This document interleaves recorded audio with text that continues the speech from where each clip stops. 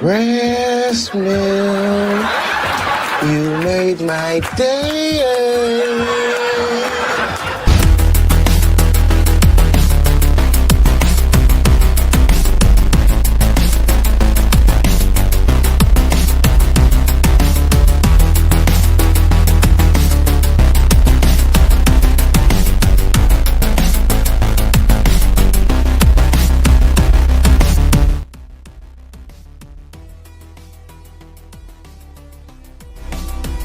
And I am muted. Let's try that again. Welcome to World Class Bullshitters, the epitome of pop culture. I'm your host, Jeff Hicks. And with me tonight is the one, the only, Dion Green.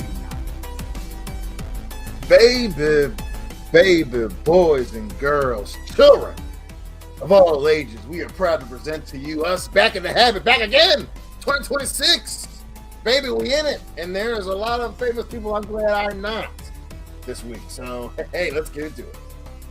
Me too, man. But one man that I am, happy to know, I don't want to be, even though he just celebrated an awesome birthday. Say hello to the Bombay bad boy himself, Big Rig Nick Utal. Yep, glad to be here on this wonderful Thursday night after another vacation, another holiday. Let's say that we got a lot of catching up to do. I know, right? Nick and I went to Florida to celebrate Nick's birthday with some of his friends and family, and I get to the Airbnb, and what do I see? Kathleen Kennedy is actually fired this time. The day I step away from my fucking computer, that chick leaves, and everybody's going nuts. But you know what, Nick? We went to Super Nintendo World, so I don't give a shit about what we didn't do last week. We're here to make up for it, though, this week, folks. That's true. We did have an awesome, like 4 days of just like fucking around and doing dumb shit and just having a good time. So, it was fun. I don't think I'll remember it because I don't currently remember it. That's how you know you had it. Folks, I was telling Dion off air, this place was so big. It had 8 bathrooms. We didn't even get to use all the bathrooms or all the beds. I even at one point wanted to try to sleep in every bed because they'll have to clean the sheets and make everything new again. So I just wanted to do it on principle. Yeah. Did not get that chance. Smart man. Yeah. But yeah, well, I did bookmark the place in case we ever go down there again and we need a giant place for everybody to sleep. So when we go back, Nick, you're damn right we will. Now, folks, if you want to catch that adventure, well, you can help us reach our goal. We're testing out the goal feature here on the channel. I've been paying attention to the pop-out chat over on YouTube. So first off, we have a super chat goal we're trying to hit, and we also have a poll right now. So the poll is, which trailer looks better, Darth Maul or He-Man? And we'll talk about both of those trailers tonight. And right now, and it's been changing because before we went on the air, it was 75% Darth Maul, 25% He-Man. Now it's 56% Darth Maul, 44% He-Man. So this is looking interesting, and we will give you all of our thoughts and details and opinions on these trailers in just a few moments. We only have a few things to take care of before we start tonight's show. So we're all caught up. A video just dropped a few minutes ago. So after tonight's show, hell, if you feel so inclined to pause the show and go watch it and tell me what you think, I won't be mad. But it is on the new Star Trek show. I want to do more on the channel. So you think Jeff's making a Star Wars video today? Nah, it was Star Trek, but we'll do Star Wars this weekend. So be on the lookout for that. No new information to share on anything related to art. But Dion, I have a comic book recommendation for you. And I can't recommend it enough. It's brand new, and it's very popular, and I'm sad that it took me this many months to read it, but I can't recommend Absolute Batman enough. This is the new version of Batman with the tiny head. At first, the artwork kind of threw me off, but damn it, is this awesome. When I'm reading this, I'm getting Year One vibes, Batman Begins vibes, just quality comic book storytelling. And it was so hard to put it down because I opened it up at the airport when I was waiting for the flight. And, you get there and you got a little time. And I was just burning through this book. I got almost halfway through it, just sitting there at the airport. I made myself stop because I wanted to read it on the plane. But I can't recommend it enough. And I think I'm just going to go and continue to buy these trade paperbacks because Absolute Batman's absolutely awesome. So, Dion, go to your store. Go buy that book. Get a copy for the kids and yourself. You won't regret it. I recommend it that highly. I have heard nothing but good things about it. I've been meaning to get into it and check it out. I've been half following the storyline, but I haven't read anything yet. But every person I've talked to that's read it, they love it. Everything I've read online is how good it is. This absolute universe appears to be pretty nuts. So hell yeah, man, you're on. I'm gonna check it out. Yeah. Sorry, I was reading Georgian's message and it was making me laugh. But yeah, folks, that's Jeff's recommendation for the week. Absolute Batman the Zoo by Scott Snyder, Nick Dragata, and Frank Martin on colors. So from one comic book creator to another, guys, you did a good job. So keep them coming. Now, folks, tonight, like we said on the stream, we're doing a super chat goal because if we reach that goal, when we do, because we usually reach that number anyway, we will give you guys a narrated mini documentary of our trip to Florida. Now, that doesn't just include it's not even anything personal like Airbnb footage. It's a trip to Universal's brand new dark universe, or epic universe, excuse me. We went through all the lands, we hung out, we ate, we drank, we did it up right, and I got footage for you. But here's the cool part. Nick and I decided to go to Cape Canaveral Kennedy Space Station on Monday. So if you guys want to look at that, check it out too. Just help us reach our goal. That's included in the footage, and it was a blast. Nick, like I told you on Monday, I missed my calling in life to be an astronaut. God, I miss my calling in life to be a rocket scientist. Well, it's not too late. Let's just restart in our late 30s and on, and we'll just continue life as undergrads at some college. You go be a rocket engineer, I'll go be an astronaut. Maybe my heart will still beat when they let me into space. Who knows? Oh, jeez. All right, so let's keep going on with tonight's show. So Georgian says, you guys went on vacation. Good thing nothing happened major. Yeah, oh wait, one of the Ewoks died, and Mark Jones of Leprechaun fame also died. So quiet, nuns go to work on a Sunday. Yeah, don't worry, folks. Instead of giving you the same Kathleen Kennedy's fired this time video, I have something a little more world-class. So don't worry. I'm going to hit every topic you want. I have a whole list here. I'm even talking about somebody who's normally a political commentator, but has had such a bad take on entertainment that I actually need to make a video addressing this man by name. So next week, Jeff gets political by talking or taking down some political figure who doesn't know shit about movies. Social media is for everybody, but if you make yourself look stupid, I'm going to come after you. So yeah. No, if you make yourself look stupid on the internet, you welcome ridicule into your life. I'm sorry.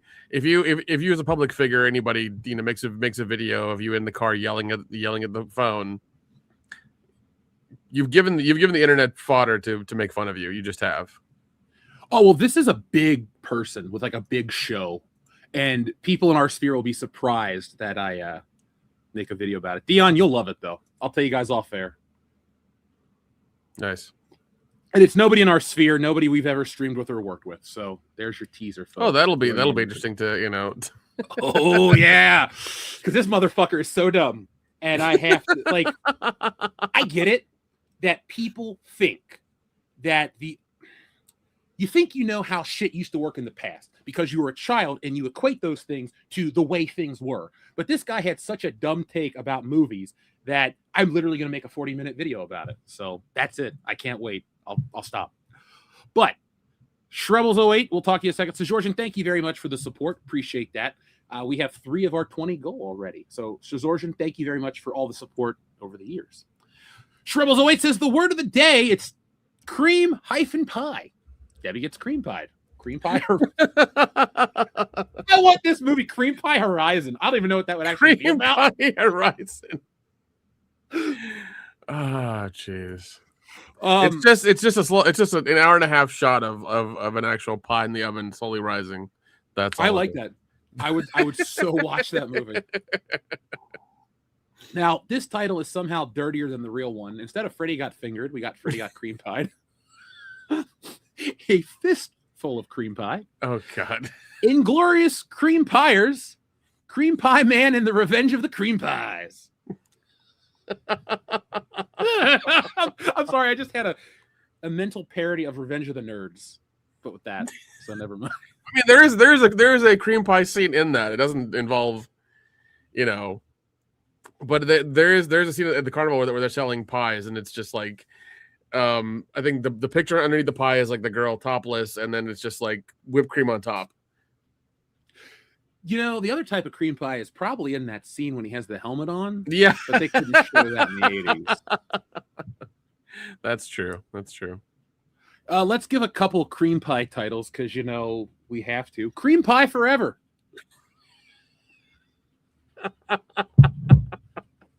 No good cream pie for old men.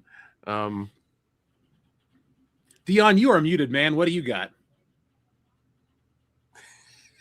He's like, oh.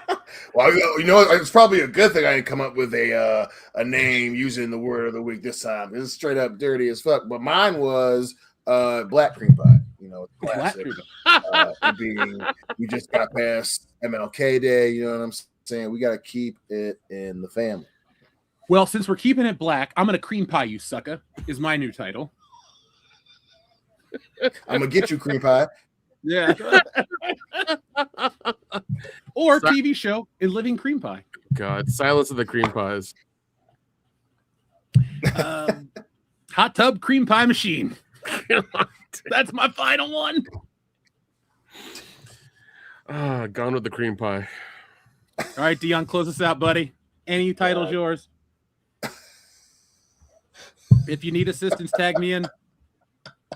Cream Pie of the Mohicans. There you go. We kept it ethnic. There you go, folks. The first thing is our middle name. Forget progress. I'm not there. We kept it. It's 2026, and I'm saying it's in all colors. Yeah. Rainbow Coalition is alive. Everybody's catching strays. The Rainbow Coalition of Cream Pies. That's the new name here on the channel. Hey. It looks like a fucking Baskin Robbins. Yeah. Baskin Robbins always remembers. They always find out too. Baskin Robbins used to be awesome. Yeah. And then, well, they're fine now. Dean H., thank you very much for your support. Dean. Carol Baskin, that bitch. Remember her?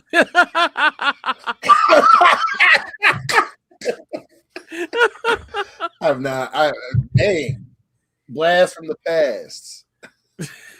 I know, right? People were like, hey, it's 2026. You mentioned Tulsa King. No, Tiger King. I forgot the name of the show. See, that it's so far back. You mixing it with Tulsa King. They were just also in Oklahoma. Well yeah. our boy was. Look, listen. Yes, Tiger King was because Tiger King happened during the pandemic. It feels like eons ago. Yep. It's like it must have been 10 years ago. No, it was. It's just a few years ago. So but wild. Dean, thank you for helping us reach our goal. Thank you to everybody for joining us tonight, folks. If you wouldn't mind, we are going to ask you to hit the thumbs up button. If you're watching us on Twitter, just share. I don't care if nobody sees your share, but it actually helps us in the algorithm because our goal for 2025 is bigger than our goal for 2025. We got to 200K. We've had videos that have done well, but our goal is still the 1 million subscribers, and that ain't changing anytime soon. Now that the book is done, it's all world class all the time. So, folks, let's do this together. But thank you, Dean. Now, Ghost Goblin has a great comment that I definitely want to talk about. Has anyone noticed there's a distinct lack of buzz and updates regarding The Mandalorian and Grogu? I suspect it's going to be a flop. Now, Ghost, I have noticed that there is more discussion on films that come out later than Mandalorian and Grogu. See, I believe Disney has a problem with owning Marvel and Star Wars because they own competition, and you can't over-promote one and leave the other one in the dust. Now, both are on the outs with hardcore fans because we can show that with lower numbers. You know, if this was just a couple of people on the internet, like Kathleen Kennedy wants to say, then your movies would have just kept making money, but they kept going down, and people stopped showing up for your shows, and your merchandise isn't selling. So it's beyond that. With all that being said, though, Ghost Goblin, I don't think this movie is going to outright flop. I think your Colliders of the world and your shill medias are going to promote it. Star Wars is back. Star Wars is saved. And then the other side of the aisle is going to be Star Wars is dead. Star Wars can't come back. And I'm looking at it like, if this movie's good, I'll be happy. If it sucks, well, we're in the same boat as always. So join us for an honest review. Don't worry about other Joe Blow. Well, actually, not JoeBlow.com. They're cool. But anybody else out there that's going to be going, oh, it's this, it's that. I was like, all right. I like Joe Blow a lot. I wish he was a real person. We'd have him on the show. Oh, for sure. For sure. The goal of 2026 is to keep it world class, folks, except no substitutes. Yeah. I mean, we've been doing it for 10 years now, so, you know, can't stop us now. Bam. It won't. Can't stop us. Exactly. That can't stop us now, baby. We in too deep. We've been talking too much shit, too. It's all world class, brother. Can't get rid of us now. Shrubbles08 has a great question. Jeff, did you see the Apollo 1 door hatches at Cape Canaveral Space Center? Talk about NASA BS that wasn't world class at all. Number 42, please. Yes, Nick and I saw that. Yep. Let me see something real quick. Nick, I got to tell you, man, that was, look, the whole trip was great. 10 out of 10. But that was extra special. No, that was, dude, it was hilarious because, like, we had to leave the Airbnb by 10. And my brother and my sister-in-law left, like, that night because they had, like, 4 animals to, like, keep in their car and drive back to Tennessee. And so it was me, my buddy Sohel, and Jeff. So we, like, you know, we cleaned the place. We got up. We, like, went to breakfast. And then we did, like, we had, and, like, Jeff's flight was until what? You'd have to board until 9:45. Yeah. So we had, like, 8 hours to kill. So I was just like, the original idea was to go to Universal and spend the day there, but we were already going to Epic, and I was like, we're not doing this again. So we're done with breakfast. I'm just like, oh, we'll go to this comic book shop and see what's going on. And then he's like, I wonder how far, like, Kennedy Space Center is. It's like, you know, it's like 45 miles away, like an hour, 10 minutes. I'm like, let's fucking do it. Let's go. Let's just go there. And we saw that door, dude. That was this. They have a whole tribute to those guys, and it's sad. It is really, yeah. But it's sad how they went out, but they are remembered well and accurately. So if you want to go support their legacy, go check out the Kennedy Space Center. It's cool. It's like space camp for adults, except they sell alcohol. Do they sell beer in the restaurant? I think they sell beer. Yeah. Okay, cool. Yeah, we got to see the SLS on the launch pad. It apparently launches in like 14 days or something or whatever. That was cool. We're like ahead of the curve and the Artemis and all that stuff. Yeah, because this one's supposed to go the furthest out past the moon. So we'll see what happens. Yeah, folks, if you'd like more science-based stuff, let us know, because Nick and I we love science and we love to explore. So if you want to see us go to some other places that are cool, look, I'd love to go to outer space, Nick, but that's a little ways away. We'd have to call up Uncle Elon for that one. Like, Uncle Elon, can you just get us on, like, you know, stow us away so we can go to space, hang out at the space station? That'd be kind of cool. I could hang out with an astronaut for a week. There you go. I'm sure he could, you know, have us like circumnavigate the globe, you know, a couple of times and bring us back down. Well, hail FUD. So there we go. But you requested a number 42, Shrubbles08. So let's get you a number 42.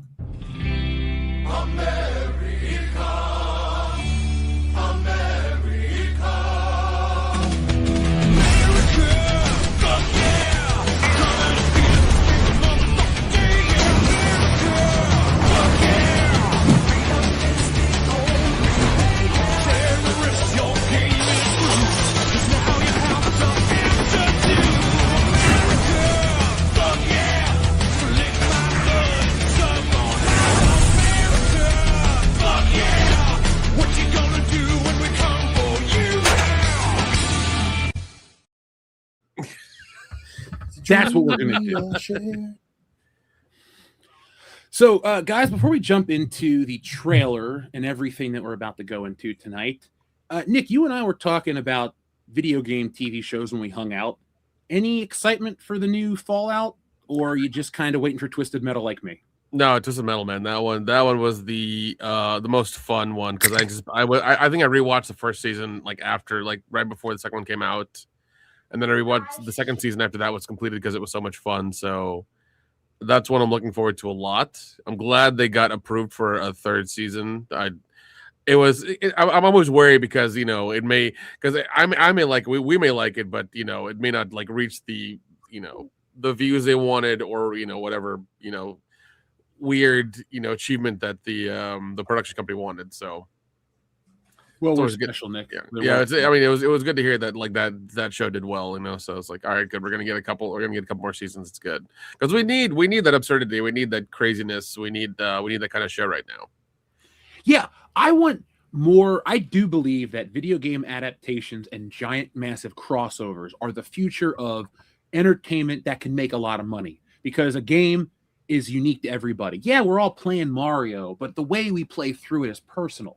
That's why, Mario means a lot to people besides it being fun and iconic, and that's why the movie makes money. And with Fallout and Twisted Metal, you're kind of living in these weird dystopian futures, very different. And so I just want more stuff of quality. Like, I'm really hoping the Zelda movie hits. I'm really hoping that whatever else they make in the future, Metroid or Punch-Out. I think they should make a Punch-Out movie. Like a Punch-Out movie that's made in the tone of the new Street Fighter film, but with actual Mike Tyson at the end. I think that's like a $500 million film right there. That would be hilarious. No, that'd be fun. We need a time crisis movie. We need a time crisis movie or show. Oh, I'd watch that in a fucking heartbeat. Yeah. So, now, speaking of movies, Nick, we're about to get an adaptation of something very classic and iconic. And let's get an image pulled up here because, folks, one thing that we love is classic entertainment. We all grew up in a bygone era where Saturday morning cartoons dominated your week. It might have been Tuesday, but in your mind, you were waiting for that next episode to drop. And if you're a 90s kid like we were, that was Spider-Man or X-Men or an Adventure of the Power Rangers. But if you grew up in the 80s, it might have been G.I. Joe, it might have been Transformers, or it might have been the most powerful, He-Man and the Masters of the Universe. And so today, they dropped the official trailer for the new He-Man and the Masters of the Universe film, or just Masters of the Universe. And this is the first Masters of the Universe film in almost 40 years. I believe the last one came out in 87. It's 26. So we're 39 years removed from the original Dolph Lundgren classic. And now we got this one. And this has been hyped all over the internet today. And so I watched the trailer. I tweeted about it. I thought it was a fine trailer, and we'll get into that. But I want to know what you guys think. Dion, what did you think of the He-Man trailer, man? Listen, it was pretty good. It was pretty good. It was your standard, like, by the numbers, action adventure, chosen one trailer. I enjoyed it. It didn't do anything, it didn't do anything to separate it from any other action adventure trailer that we've seen in the last 5-6 years. But I was like, damn, okay, I do want to see that. It did the job with me. It got me where I'm like, I'm a little excited for this one. A little excited. Nick? I gotta agree with Dion. Like it had the trailer was really good. You did have, that whole thing of like, he was raised in this world and he had to go back to, I guess, Earth or, normalcy or whatever, and like get a corporate job and stuff, which I thought was hilarious. And he kept having this, this image of the sword and sorcery and all that other kind of stuff. So I like it. I think it's going to be fun. But once again, like, I'm not a He-Man. I think I watched the show when I was like really young. I don't remember any of it, but apparently my mom told me I had the toys and stuff. So apparently I liked it. But it seems like every other adaptation after the fact has been very lackluster. I do have a soft spot for the Dolph Lundgren movie as a kid because it was terrible, but in the best way. Yeah, you see, guys, this trailer looks completely fine to me. If I use the phrase generic, it's not necessarily a dig, but this looks very much like a Marvel movie. Generic's the perfect describer, for sure. Yeah, and generic's not bad. Sometimes store brand is generic, but it tastes great. You don't need to get a craft version of mac and cheese, even though I don't even eat that shit. But my point is, I watched this trailer this morning, and these shots, this looks like Asgard. This looks like shit I've seen before. Yeah, it does. Yeah. And that is fine, because I like the original He-Man movie, like, in the way that every kid that caught it on Channel 64 randomly on a Sunday, a decade after it came out, does. See, that's where this show is slightly different. We are in our late 30s to like 42-ish, but we still didn't grow up in that window where we were like big into He-Man, big into G.I. Joe, and big into Transformers. The trifecta of 80s franchises are a little too old for us. We grew up post. We're Ninja Turtles, Power Rangers, Fresh Prince of Bel-Air, random show. But I don't have the... Say what? I said accurate, though. Thank you. But my point I'm trying to get at is a lot of people in the audience and online are very hesitant. They're waiting for the ball to drop on this because they're very emotionally tied into He-Man.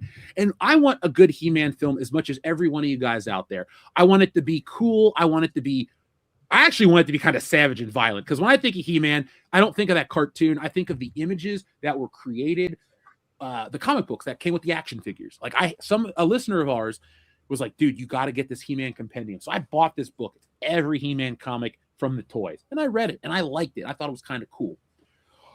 But I also don't have the nostalgia like a lot of guys do with this trailer. It looks fun. It looks cool. If it sucks, I'll be the first one to say it. There's a nice bunch of Mattel toys in the background, so maybe we'll get a big movie in the future. I just want to be entertained, man. Exactly. Exactly. That's all I want is like, yeah, the trailer's good, but like, will the movie be good as well? That's the thing. That's what we really want. We're willing to spend our $25 per person to go watch the movie, but if we don't get something out of it, then why the fuck are we going to the movies? What do you guys? I agree with that statement 100%. And what do you guys think about the casting choices? Idris Elba's an interesting choice. I'm finding it interesting that he's at that level where he's just randomly in shit. Again, it's Idris Elba, so we get it. He's the chosen one or whatever. I'm willing to give it a shot. But him as what's his name, Rumble or whatever the hell, Man at Arms. Man at Arms. I'm like, we tried it with the Dark Tower. Now, he's. He was already Heimdall. He had that kept him in the cool zone with me, and the rest of his repertoire has been hit or miss. He would not have been my first choice, but he's Idris Elba, especially after watching the President movie with him and Cena. I was like, damn, okay. He can be charming. I don't know if he's charming enough to be in He-Man, but there was enough of him in the trailer. I was like, okay, I'll check it out. I'll give my man Idris a chance, even though he'd a flip of a coin. He'd be fucking it up sometimes too. Because I'm still mad about Dark Tower, and Hunter Prey or whatever the one it is with the lion was hilarious. Or hilarious. Dude, no brotherly love for Idris Elba. What the fuck? I like Idris Elba a lot. He came back with Luther, you know what I mean? I liked it. I gotta finish it though. I want to watch the first couple episodes. But usually I like it. But here lately, man, I'm like, listen, man, don't be trying to do the Kevin Hart thing. Because Kevin Hart's on my last damn nerves. I'm done. Don't do that where you're just picking shit. Not everybody can be Samuel Jackson. You have to be selected, man. You know what I'm saying? But hey. Agreed. I'll give him a shot in this one. Yeah, you can't be Sam Jackson and Sidney Poitier. You can't do that, man. You can't do that. Right. Well, Sam Jackson said yes to everything. That's true. He did. Well, I mean, it was also Sam Jackson said yes to everything. Well, he said yes to everything like during the late 80s and early 90s when like productions were still like took time to get going. Now you have Netflix, Paramount, Peacock, Amazon, and 4 different places who are worth billions of dollars shooting everything at once. So well, he was saying yeah during the DVD era. He was saying in the early and mid 2000s. That's how we got Formula 51. That's how we got what's that? God. Unthinkable or whatever. I think that was the 2010s. Unbreakable. He was doing not off the wall stuff, but he was doing a little bit more peculiar projects. Which is Sam Jackson. Idris Elba is like you ain't Sam Jackson. You got to be. Some stuff would be too damn. Silly. I'm like, I'm not gonna be going to all your movies, man, if they suck. Like, I was glad I didn't go to the Lion one. Seeing that shit when it was on Prime, I turned it off. I got like till them trapped in the Jeep. I was like, yeah, I'm done. This is really stupid. Can I tell you something? What are we doing? I saw that in theaters. Absolutely. It didn't get better. My dumbass paid to see that shit at Regal, whatever year it came out. I was living out west. We went to dinner and made a whole night out of it, and then that was the movie. And I went, it was what was it? It was Beast in 2022. Yeah, Beast. Thank you. Yeah, piece of shit is what it was. God, I hated that movie. It was like Jaws with a lion, but it sucked. Oh God. Yeah, right. Yeah. So what? They tried making Cujo, but they didn't have Stephen King writing it, I guess. Yeah, they got stuck in a car. It's more like Cujo mixed with The Ghost in the Darkness. Oh my god. That is a very fair point. There is more like the lines, like, you know. Yeah, the cast is pretty stacked. You have Alison Brie as Evil Lynn. Mm-hmm. Our favorite Oscar-winning actor Jared Leto as Skeletor. You have the girl from what the fuck is it? Riverdale, Camila Mendes as Tila. When I saw her in the trailer, I was like, oh, they got her for cheap. Gotcha. Kristen Wiig is doing a voice for Roboto. Oh, that'll be annoying as fuck. Yeah. So, you know, you've got a pretty stacked cast here. You know, in the, you know, of people, but once again, I don't think it's going to bring butts and seats. That doesn't do it anymore. Like, it's got to be the story, the trailer, the whole thing. If we're not feeling it, we're not going to, you know, spend our money. I think He-Man's biggest hurdle will be the generational divide, because the 2000s He-Man was pretty cool, but He-Man has lived for the last 40 years almost as this memory for 80s kids and this nostalgia of a time that's gone by. And like G.I. Joe, it's still around. You can still find it in almost every retail store, but it's for the older guys who grew up with it. And so I want kids to go out and watch this movie. I want He-Man to stick around. Just because I didn't grow up with it doesn't mean I don't like it. But I think that's its biggest hurdle beyond any, you know, race swaps or potentially. I mean, it is what it is. I think it looks fine. And if this guy doesn't suck as He-Man, the movie will be a fine success. But Skeletor is the one thing everybody's concerned about. I don't like Jared Leto, but this design's fucking cool. It is. I think they copied the design from that commercial that came out in Sweden or whatever, where it was He-Man and Skeletor dancing or whatever. I think that's where that came out from. So, you know, yeah, the costume looks good. Doesn't look janky. Doesn't look half-assed or unfinished. So there is that. But we'll see. Once again, it's fucking Jared Leto. So he's box office poison for a lot of things. But hopefully everything else overpowers it, and, you know, he kind of, you know, it just does his own thing. I mean, the good thing is we're not seeing his face, which is great. So there's that. That's a step in the right direction. Yeah, he is covered up by like a pound of fucking makeup, so we should be okay. I think they should have just hired the dude from the cartoon to do the voice. Yeah, He-Man. I would love that if that's dude. That would have been hilarious if they had that voice with that costume. It would have been funny as shit. That's what Skeletor's supposed to be. Yeah, but yeah, well, once again, it seems like they're going in the Guardians of the Galaxy kind of way, and if it does good, we'll get 8 more of them. So you know, everything wants to be Guardians of the Galaxy. It's like when you have that unknown casting choice, and everybody goes, "Well, Michael Keaton or Jared Leto was unknown, or not Jared Leto, Heath Ledger. Nobody wanted him, and now he's the greatest." It's kind of like the opposite. That's the same situation where like everybody jumps to that, and Hollywood always jumps to, we need to introduce something new. Guardians of the Galaxy. Well, no, it's not introducing something new. What it is that they want to get somebody new that will be part of their agency and their movies and their studio that they can then milk forever and give a shitty contract to, and then in the beginning they'll pay them nothing. And then when they do become something, they have to actually pay them their price or higher up, and then they don't want to do that. So it's kind of the whole Netflix thing as well with like Stranger Things. I'm sure those kids in the last, you know, two seasons made bank, and Netflix didn't want to pay them, but they had to. So, well, is there anything else you guys want to say about the Masters of the Universe trailer? I think we should go watch it and report back when it comes out so we can be part of the conversation, because I know our audience, they're diehard He-Man fans. Like 3 years ago, the whole Kevin Smith debacle, maybe even 5 years ago at this point. I don't think enough. I don't think that show will damage what this movie does. If this movie flops, Kevin Smith isn't to blame. The circumstances are what are to blame. I don't think it's him personally. No, I mean, I don't see his name anywhere on any of this, so it should be fine. There's Fisto. Yeah.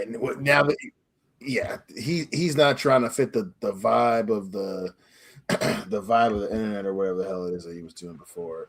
So if he does have any involvement, it doesn't appear at this point to be the case. But yeah, man, I mean, I'm with you. Like I definitely want to go see it. It's good enough. I think to piggyback off of Nick's earlier point, we're at the point now where Hollywood's made cool. They still want to make money off of these movies, right? So going to these properties, they want to make money, and not only are they doing it, that's the thing with sequels where it gets to that point with Nick. But the point I've always made is a lot of times these movies are bad on purpose. They're bad because of lack of wanting to pay the right people. They're bad because of lack of somebody rereading the damn script, and sometimes they're bad for other circumstances.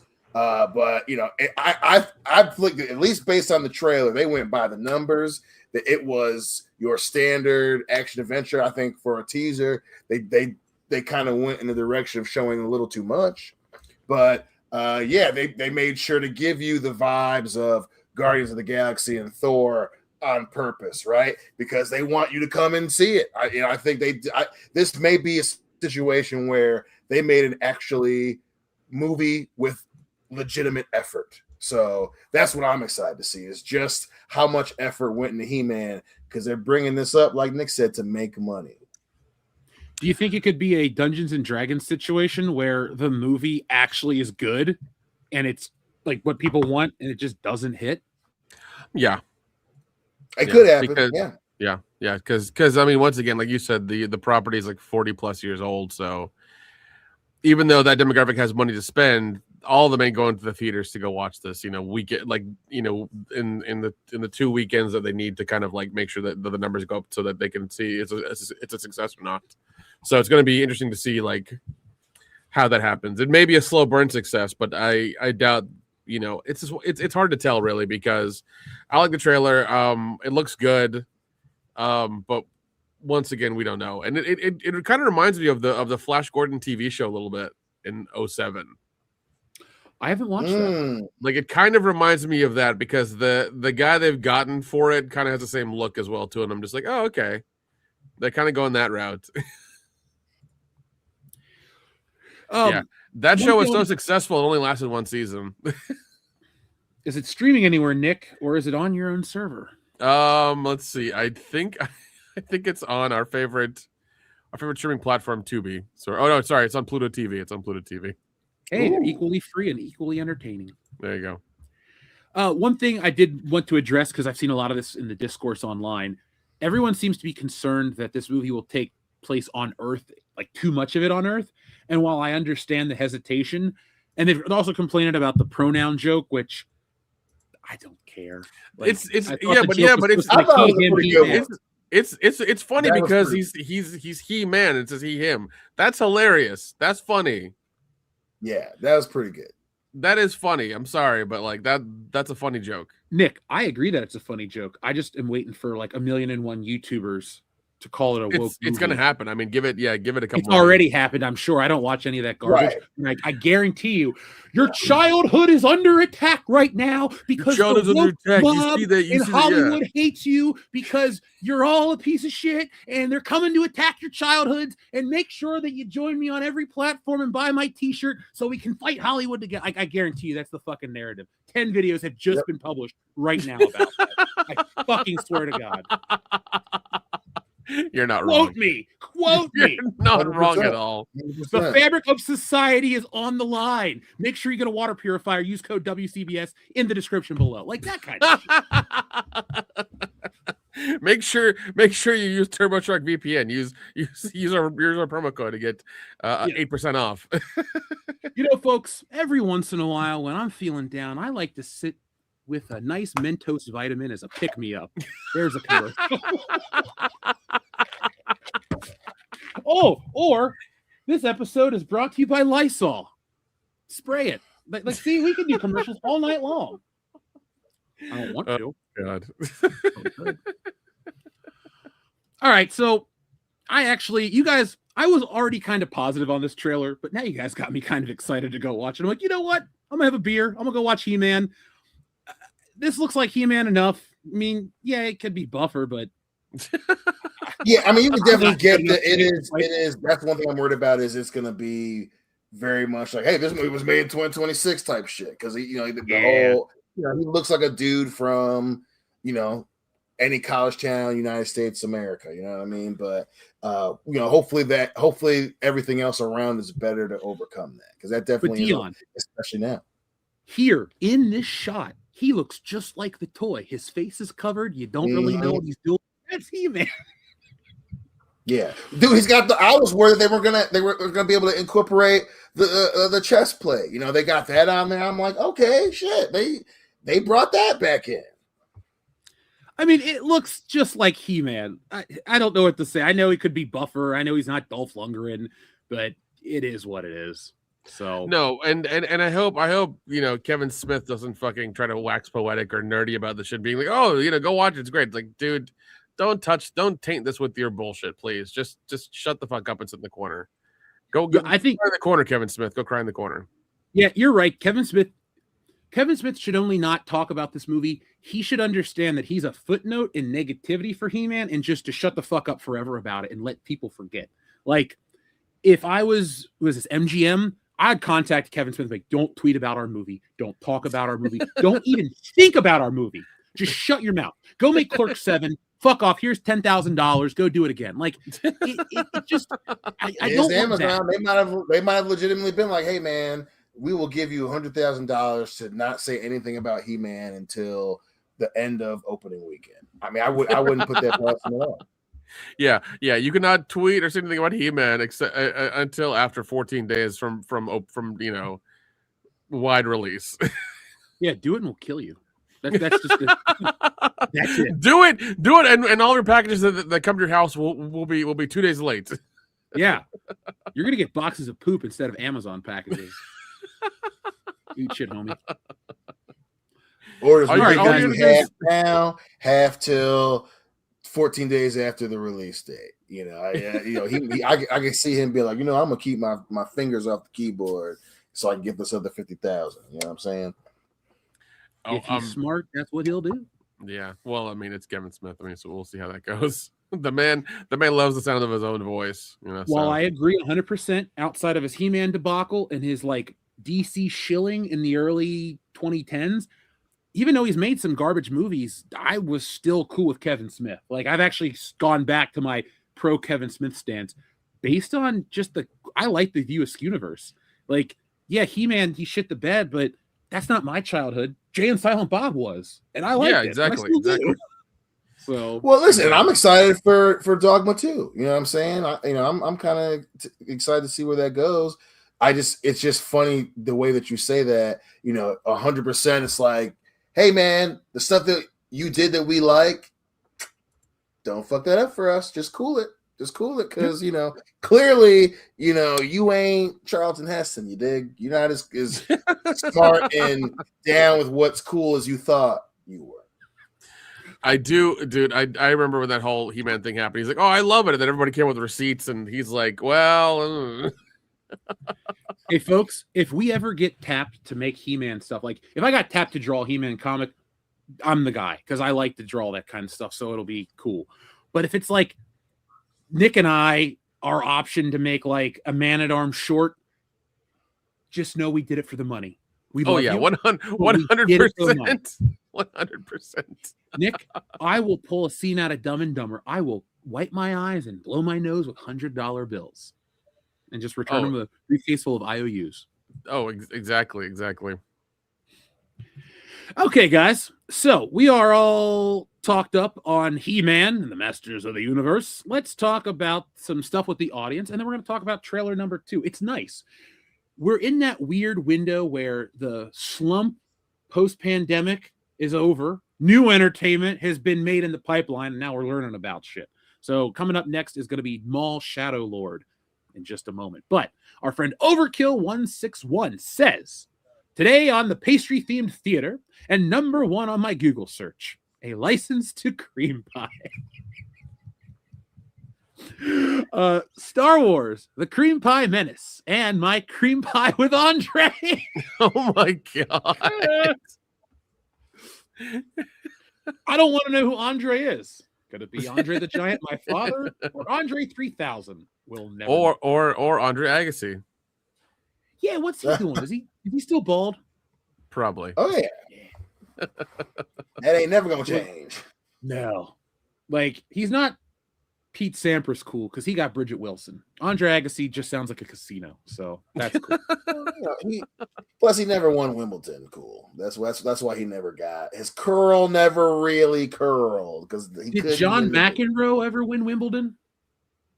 Because he's like he won. He only won once though.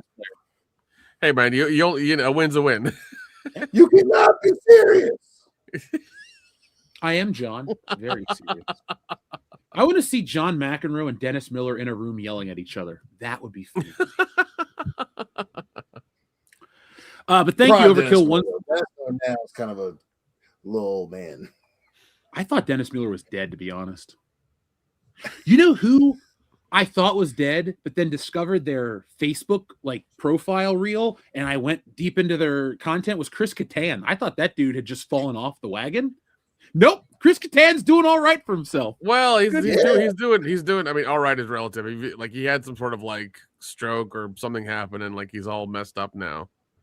Well, look, based on the pictures in the video, he seems to have been making a recovery, and I like Night at the Roxbury, so I'm pro Chris Kattan.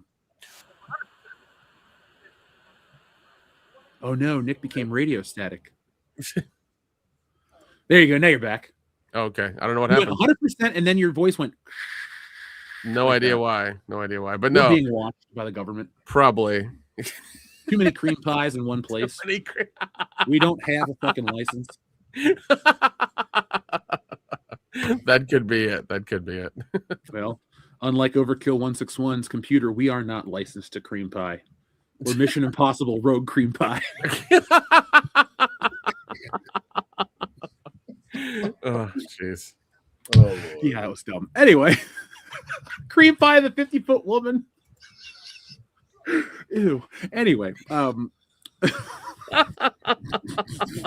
we got a football question for our psychic extraordinaire. Folks, even though we're not a football podcast, we all follow, we all talk behind the scenes, and now we have a visit from our psychic extraordinaire because we have a very specific question. So folks, hold your fingers to the sky and kiss your asses goodbye, because the psychic extraordinaire, Mr. Cleo, is here to save the day. Mr. Cleo, we have a question for you from Shrubbles Await. Who will win the Super Bowl, and will the halftime show suck? Bagwan. You're asking me because you're a Libra, aren't you, darling? Bomba Claudia. We only know one thing, that the kids don't lie. Mercy. Bagwan. The only one to remember, the only thing to remember. And it comes to the NFL, and the closer we get to the Super Bowl, the game of games, Bagwan, Bomba Cloud, American football. Is no, you always trust the right white guy in the right helmet, yeah, and headset. And who we have left? We got Sean Payton, Bomba Cloud, the old man who stay in trouble. Sean Payton, the Patriots. Bomba. On the other side, we have Matt Stafford, the boy who couldn't get it done down in the D against who the hell are the Rams playing again? Oh my gosh.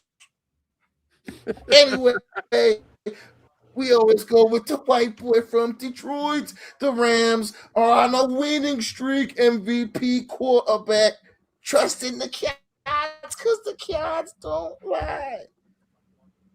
I have about to listen to music. Everyone's getting bomba-clad about it because it's Bad Bunny. Bad Bunny, who people forgot he's from Puerto Rico. Bomba-clad. But trusting the Cats. And the Cats say everybody got something to say about Bad Bunny. But remember one thing from the Cats is that the hips don't lie. But have mercy. These have been the wise words of Mr. Cleo. Ladies and gentlemen, welcome to the American Ramrod, Coach Kendo Slice, to the show. I'm happy to be here. I'm just very happy to be here. I will tell you guys off air about why I'm so happy that I'm here right now. But let's just say I don't have to leave. I don't have to miss work tomorrow to go do something in the legal realm that I really don't want to deal with by sitting in a box for up to 5 days. Oh, gotcha. Just say they're guilty and move on. The thing is, it's funny because like I wanted to prep the kids because our students care about us very much, and when a teacher isn't there for a few days, they like to ask questions, and you don't know what is going on in everybody's life. And then they start Googling to make sure that they didn't make the news for some kind of accident or thing.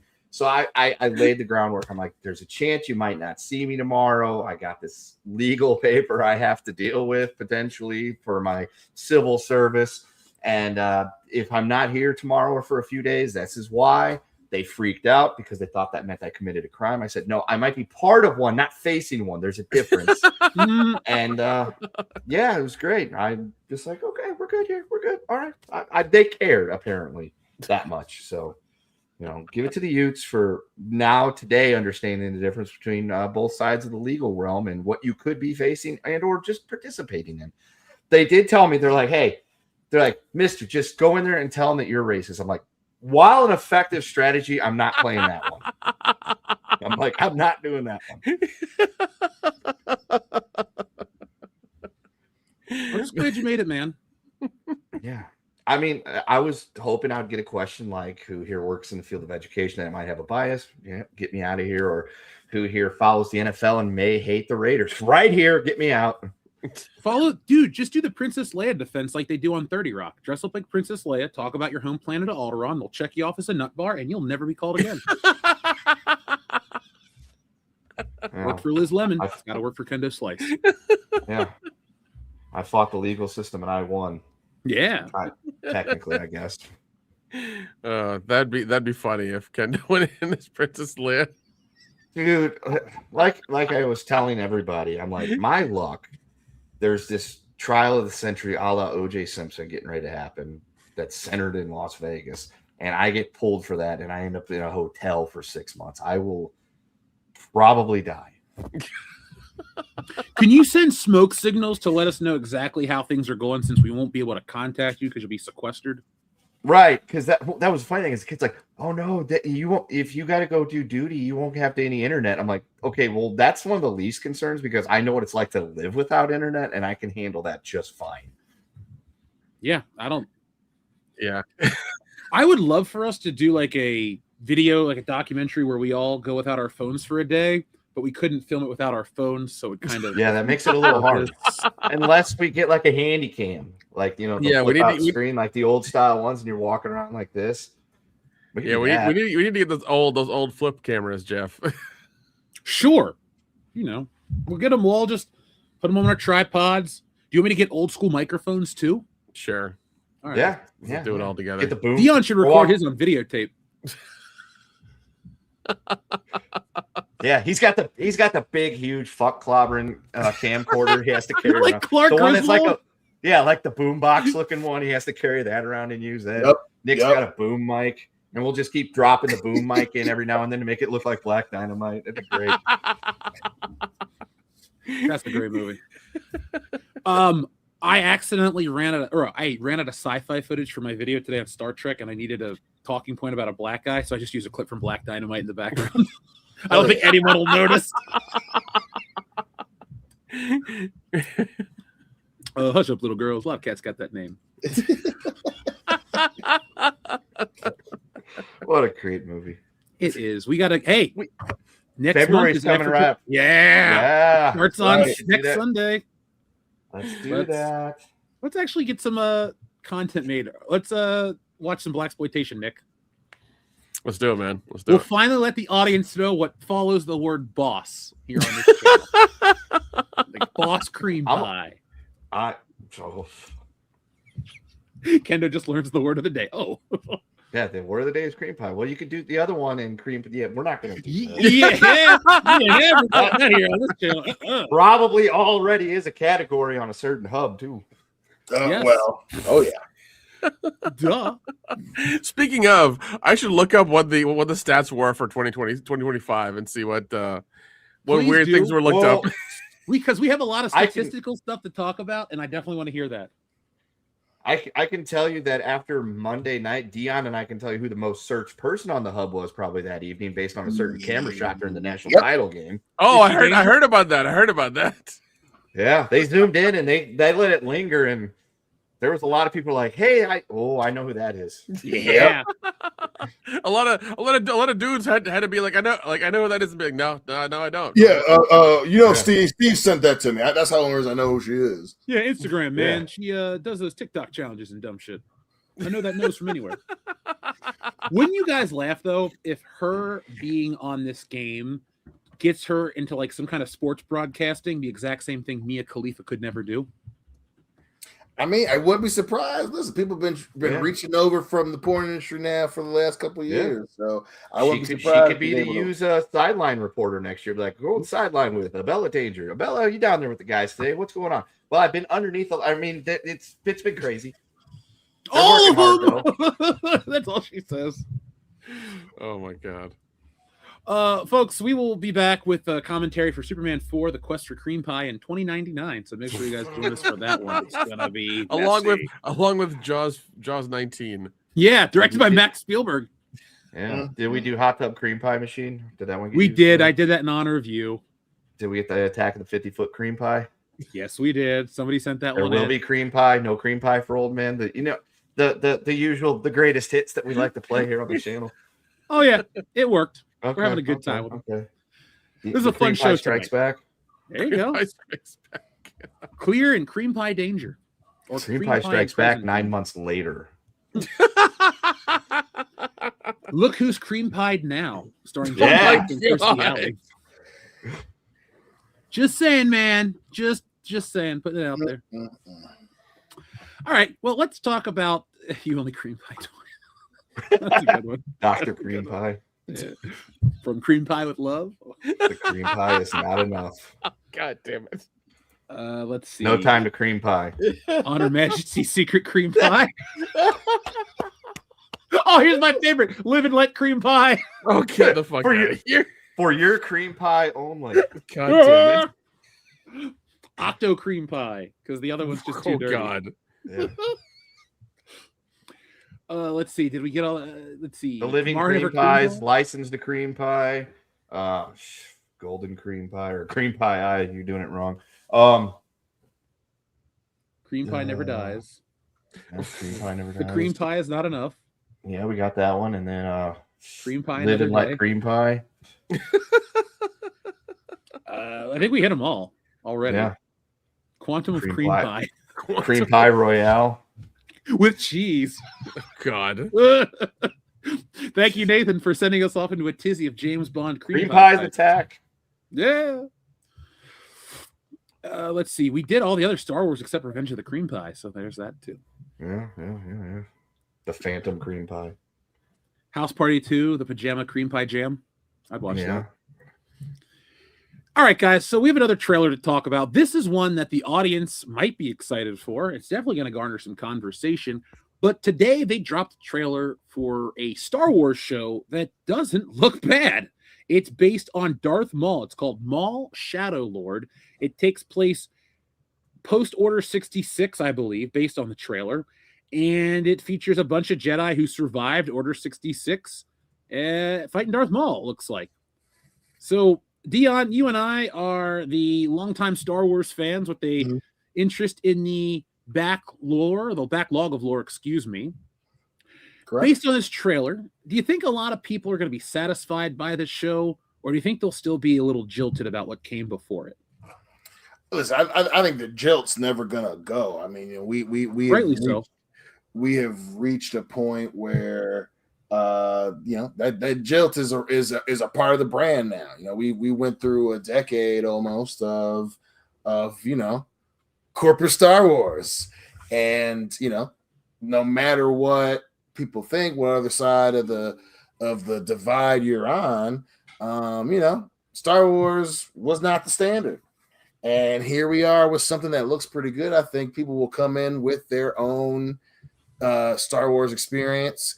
And but I will say that this one, it looks intriguing, man. It was another case of a trailer that I thought was good enough, especially in terms of a character that everyone can like. Everyone seems to agree on that they like, and everyone can agree it was one of the gems in an earlier era of Star Wars that as a whole wasn't very good. So yeah, man, I think people will still come in a little jaded, but this does have the potential to be the thing that people that we all like again. It definitely looks close, man. It looks close. I am a little concerned only by this pink character. I think she's going to be the focal point. And I have a bad feeling she'll be like modern Disney Star Wars, where we won't like the main characters or the characters that are predominantly in this show. And a lot of people are just going to be hanging around for Darth Maul. So if we're honeydicked and we get a predominantly whoever the fuck these people are and not mostly Darth Maul, I think this show is going to piss off a lot of people. Oh, yeah. That's always going to be backwards. Lucasfilm is never going to shake that. That they have earned that reputation. Again, one of the few things that people can agree on is the fact that Lucasfilm earned all this, right? You brought it up at the top of the show. Right now Kathleen Kennedy is on her way out. But that entire it was controversial is putting it lightly. Lucasfilm's always going to have that, even if this is good. That's going to follow the reputation of Star Wars, Disney Star Wars, for the foreseeable future. If it's bad, like you said before, it's like, another classic Lucasfilm blunder. But we'll see. But yeah, that's never going to go away. No, and I watched this and tried to shut off my brain and go, oh, cool, something from Star Wars that doesn't look like ass. And I got it. So I think I'm going to try to go into this and forget all the shit from Disney Plus. Never going to be able to forget what actually came in terms of the movies. But like seeing this and seeing the double-sided lightsaber come back in an animation style that's a little more realistic than the Clone Wars, and it's Coruscant, and I think Darth Maul, I could be wrong, but it sounds like he's voiced by the original voice actor, Peter Serafinowicz. It might be Sam Witwer, but what were you saying? I said Pete. Oh, have you seen him lately? Crackhead bit him. He does not look pretty good, so Pete I feel bad. Serafinowicz doesn't look very good. No, he looks rough. Like I saw him on a podcast yesterday, and I was like, "Oh wow, that's the Tick." The last 5 years have been rough on him. Well, maybe he took the cancellation of the Tick really rough. I mean, we did, not to that degree. But I have a vigil in this corner. I mourn the Tick every morning. It was the best adaptation of that show. Fucking love that show. From us. Yeah, David set up the final episode on a cliffhanger. Shout out to our friend Lagmaster66. We appreciate the compliments, man. We're watching the chat too. Since we're loving the chat so much, and we're talking about Darth Maul, He-Man has actually overtaken the poll. The He-Man trailer is now the most anticipated with 56% of the votes. So I don't know if we have swayed the opinion of the audience or if we're just all feeling the love tonight, but that He-Man trailer is going to probably win the poll. So folks, if you're watching at home and you want to vote, you know how to vote at home right now. But you are right in the chat. I liked it. Yeah, are you going to go see that with us? Like, not together, but is that a movie you'll go try to watch so we can all talk about it? I honestly, yes. Well, I can tell. I'll talk about this. I'll probably segue back to that since I missed that part. But my buddy Nathan sent it to me too, and he was really stoked about it. I will not claim to be like any type of expert on Masters of the Universe. I never knew he was a Master of the Universe until I was like 8. Until then, he was He-Man. I was born right in that time where he was just on his way out, and all my He-Man stuff was secondhand from a cousin. But this trailer, I was watching it, sitting at stoplights today, and I'm like, this looks pretty good. Like, it's actually a movie I'm probably going to want to go watch because it actually looks kind of cool. Does it line up with what the lore of the show is? I have no idea. I'm essentially the market that they're aiming for, which is dudes in my age range that know of He-Man and know of Masters of the Universe that may not be 100% familiar with it, that they're trying to lure in along with the people that are already on board that are fans and have been around for a while. So it's working because I'm like, dude, this looks like a good movie. This is one that I would actually go watch.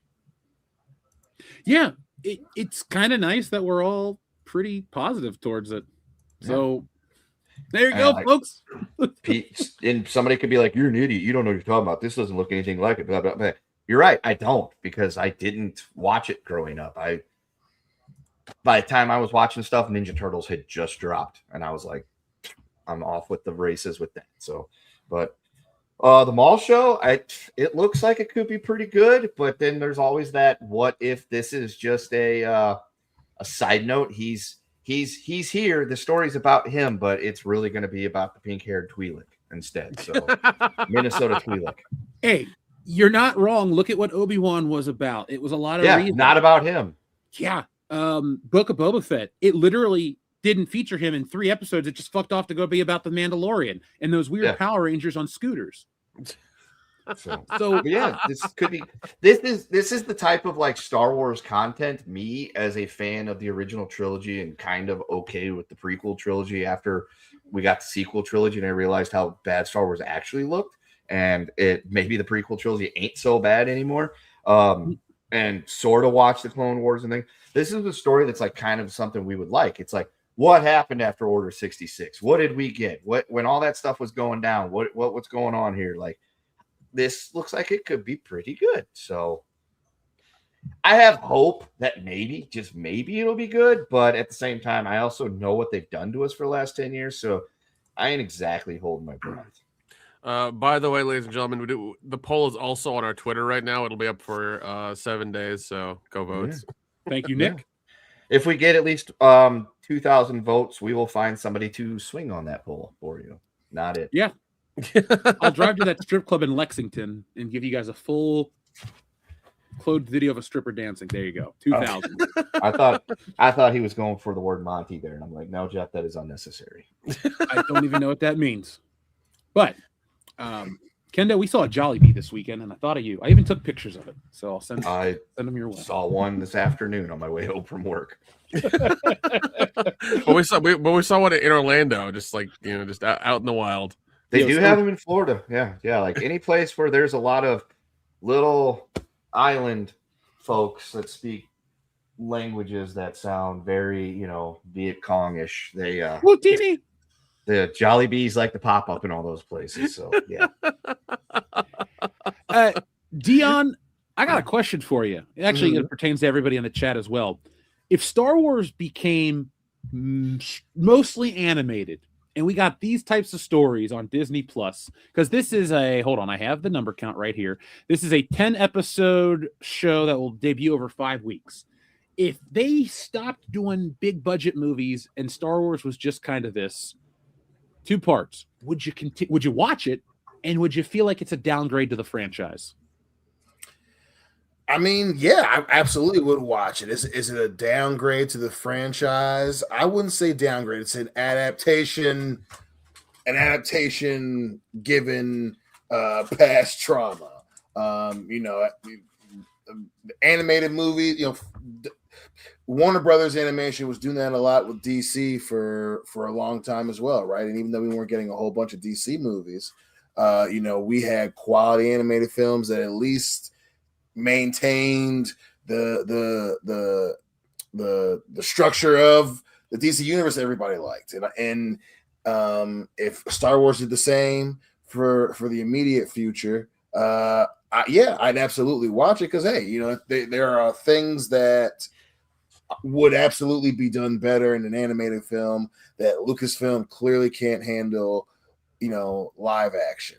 That being said, sometimes that's the best way to keep your fan base entertained and enjoying your property while you figure out what the hell you're going to do, in the other area. So yeah, I don't think it's going to be a downgrade. I wouldn't say that it would be a downgrade, but it would definitely be a welcomed reprieve. I'll say that.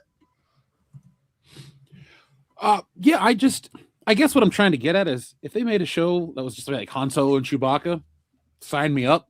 Hell yeah. I want to see more of those two. That's my only concern with Star Wars is now that Dave Jabroni, the Filoni, is the future of Star Wars. It's going to be everybody survived Order 66. What you didn't realize, guys, and I have this on good authority, there are 9,000 Jedis that survived, 9,000 Jedi that survived Order 66. So Dave Filoni's entire career is literally going to be, hey, here's another Jedi that survived Order 66, and let's tell a story about them. You make Darth Vader look like a fucking dickless loser. Well, he doesn't have a dick anyway, but you make Darth Vader look like a fucking loser. By Jeff, we know Darth Vader doesn't have a dick because for the longest time we had Darth Vader's disembodied charred phallus. Charred phallus. I got it right here as a fan. Yeah. Oh no. Yeah. He's dead, and I have Darth Vader's disembodied charred phallus right here. It's real, folks. Somebody made it. Somebody sent it. A real Darth Vader. It is disembodied charred phallus. Gives a whole new meaning to the term helmet when talking about a specific body part. Yeah. Well, I think they have a term for it in the UK. It's called bell end. Oh, Yeah. Okay. Fresh Prince of Bel End. Great show. Yes. But no, you're right. If they go this direction with Jabroni and he's all like, "Oh, here's a Jedi, blah blah blah," they survive. It's like, so what the hell was the point of Order 66 if it didn't work? Like the whole idea was that they pretty much got completely wiped out except for Obi-Wan and Yoda. They were able to communicate with each other. Apparently, Obi-Wan is able to communicate with Qui-Gon. Wouldn't he tell them, "Hey, by the way, Buster Conehead, remember him? He's over there on, Naboo. This, Slappy Johnson, he's over here on whatever hiding." Like they'd be able to like suss each other out, correct? Like they theoretically should have been able. Yeah, they'd be able to feel each other's presence. Like Obi-Wan decided to walk down to Mos Eisley to, get his bells jingled by some, chick behind the bar. And there happened to be another Jedi walking around that he knew who they were. Like they would be able to feel each other in the Force because it's established very, very well in the original movies that they can tell each other and sense each other's presence. Because as soon as Obi-Wan makes it to the Death Star, what does Darth Vader say? "I sense something, a presence I've not felt since." Exactly. And what happens when Luke is on that little spaceship thing and they're trying to sneak their way onto Endor? What does Luke say? Oh, ask me that again. Sorry, I was trying to click on something for the channel. When they're flying the little spaceship thingy I've onto endangered the Endor, mission I shouldn't have come. I've endangered the mission because I couldn't come because Vader senses he's there and Luke can sense Vader. So it is very established that they can tell each other like twins, apparently. So it's a thing. So they would to suddenly have all these like Jedi that survived and all this other wonderful stuff. It's like, okay, well, all right, yeah, let's thanks for completely just setting fire to that entire narrative. Yeah, because Order 66 has a little wiggle room that you can tell certain stories, but Dave Filoni's made an entire career out of it. It's Rebels, it's whatever else the Ahsoka show is, and now it's this.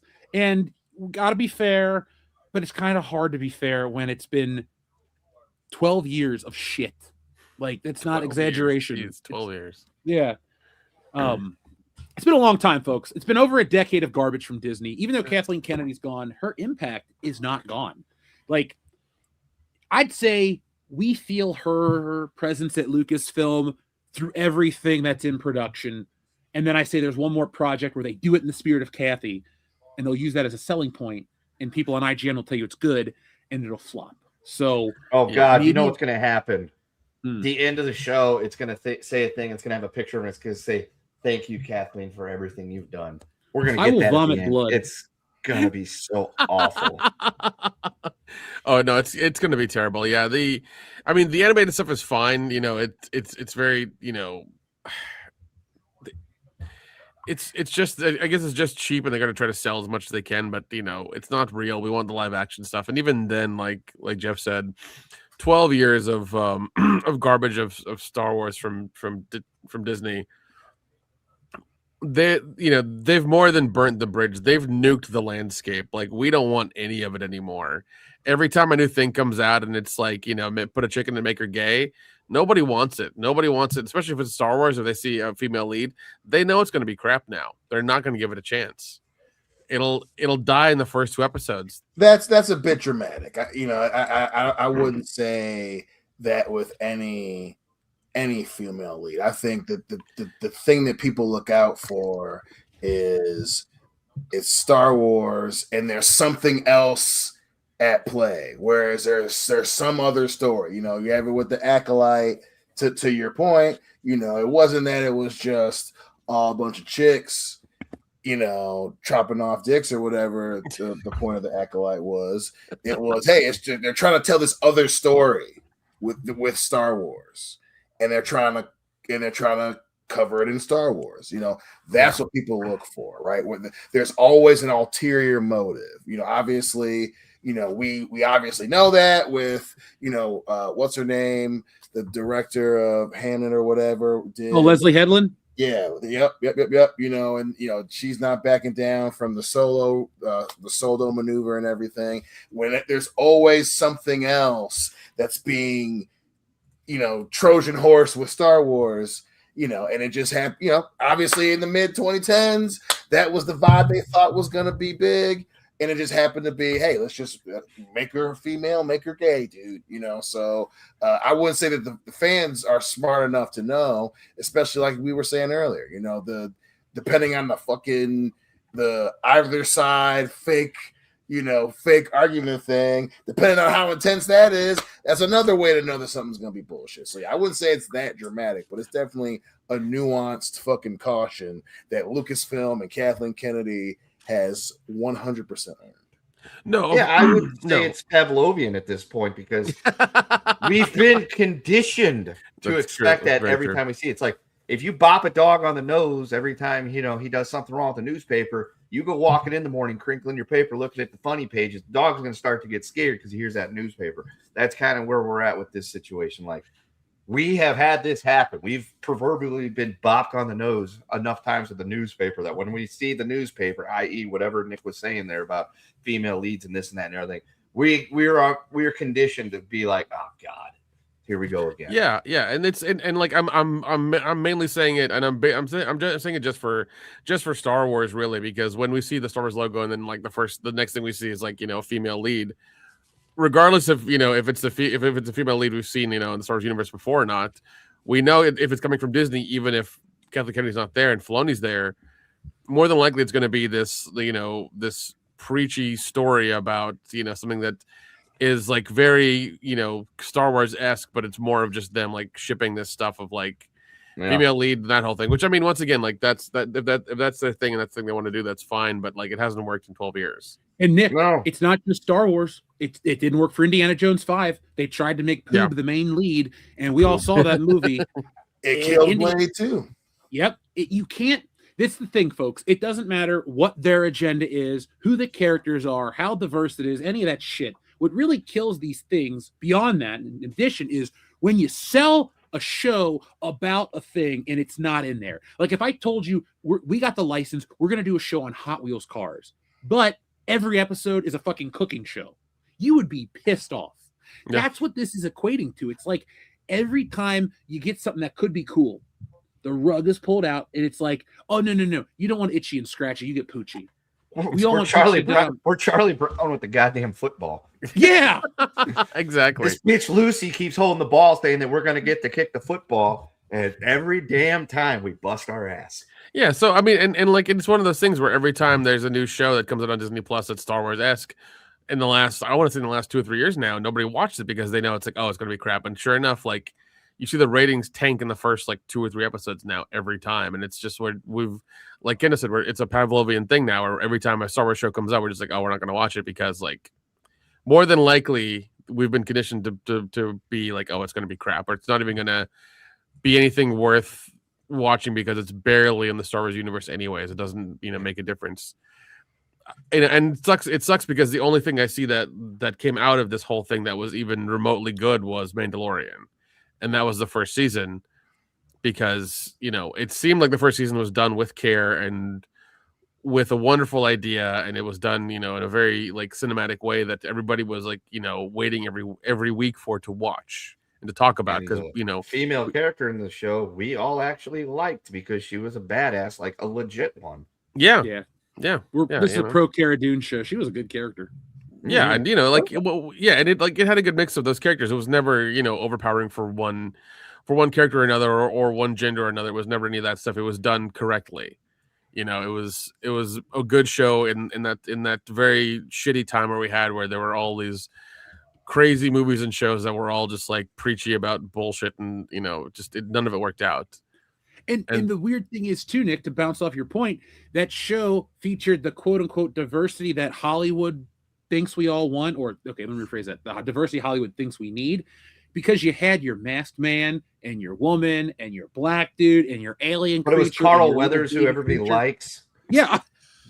It breaks my heart that Carl Weathers figures are still at Ollie's. That man deserves to be in everybody's collection. He really Weathers, does. Damn it. He really does. Yeah. He died for America. Fighting Russia. Like, yeah, you can put a black character in there for your diversity's sake, but if you pick like a well-known actor everybody likes, it's going to work. Yeah, if you put Michael Jai White in Star Wars, we're all going to be like, that's the best character. Yeah. Because that keeps like, yeah. Black Dynamite the Jedi, I'm in. Black Dynamite the Jedi. Hey, Jeff, all that picture. Jeff, I want a 70s blaxploitation poster of Black Dynamite the Jedi. That's what I want. I'm writing it down. I'll get you that for Christmas. Donuts don't wear Rancor shoes. Like make it a comic book cover. Like that's all I want. I want that poster. Oh, dude, I'll pull out some Luke Cage and some other shit. And there you go. If they made that a TV show, that would be fucking appointment television in my house. But like, no, 100%. I have to go watch Black Dynamite the Jedi. If they made a Black Dynamite blaxploitation fucking Star Wars show, dude, you just take my money. Take all of it now. Michael Jai White, if you're watching right now, and you're probably not, but if you are, if you make a blaxploitation Black Dynamite in space movie, we don't give a shit how low budget, how big budget, what the story's about. We're all going to go see that movie opening night.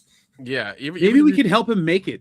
Like, it's like just on a green screen. We get the costumes like, hey, little girl, we got to go on this asteroid here. Fix it in post. We could just Kickstarter it right now and just be like, look, we're crowdfunding this movie.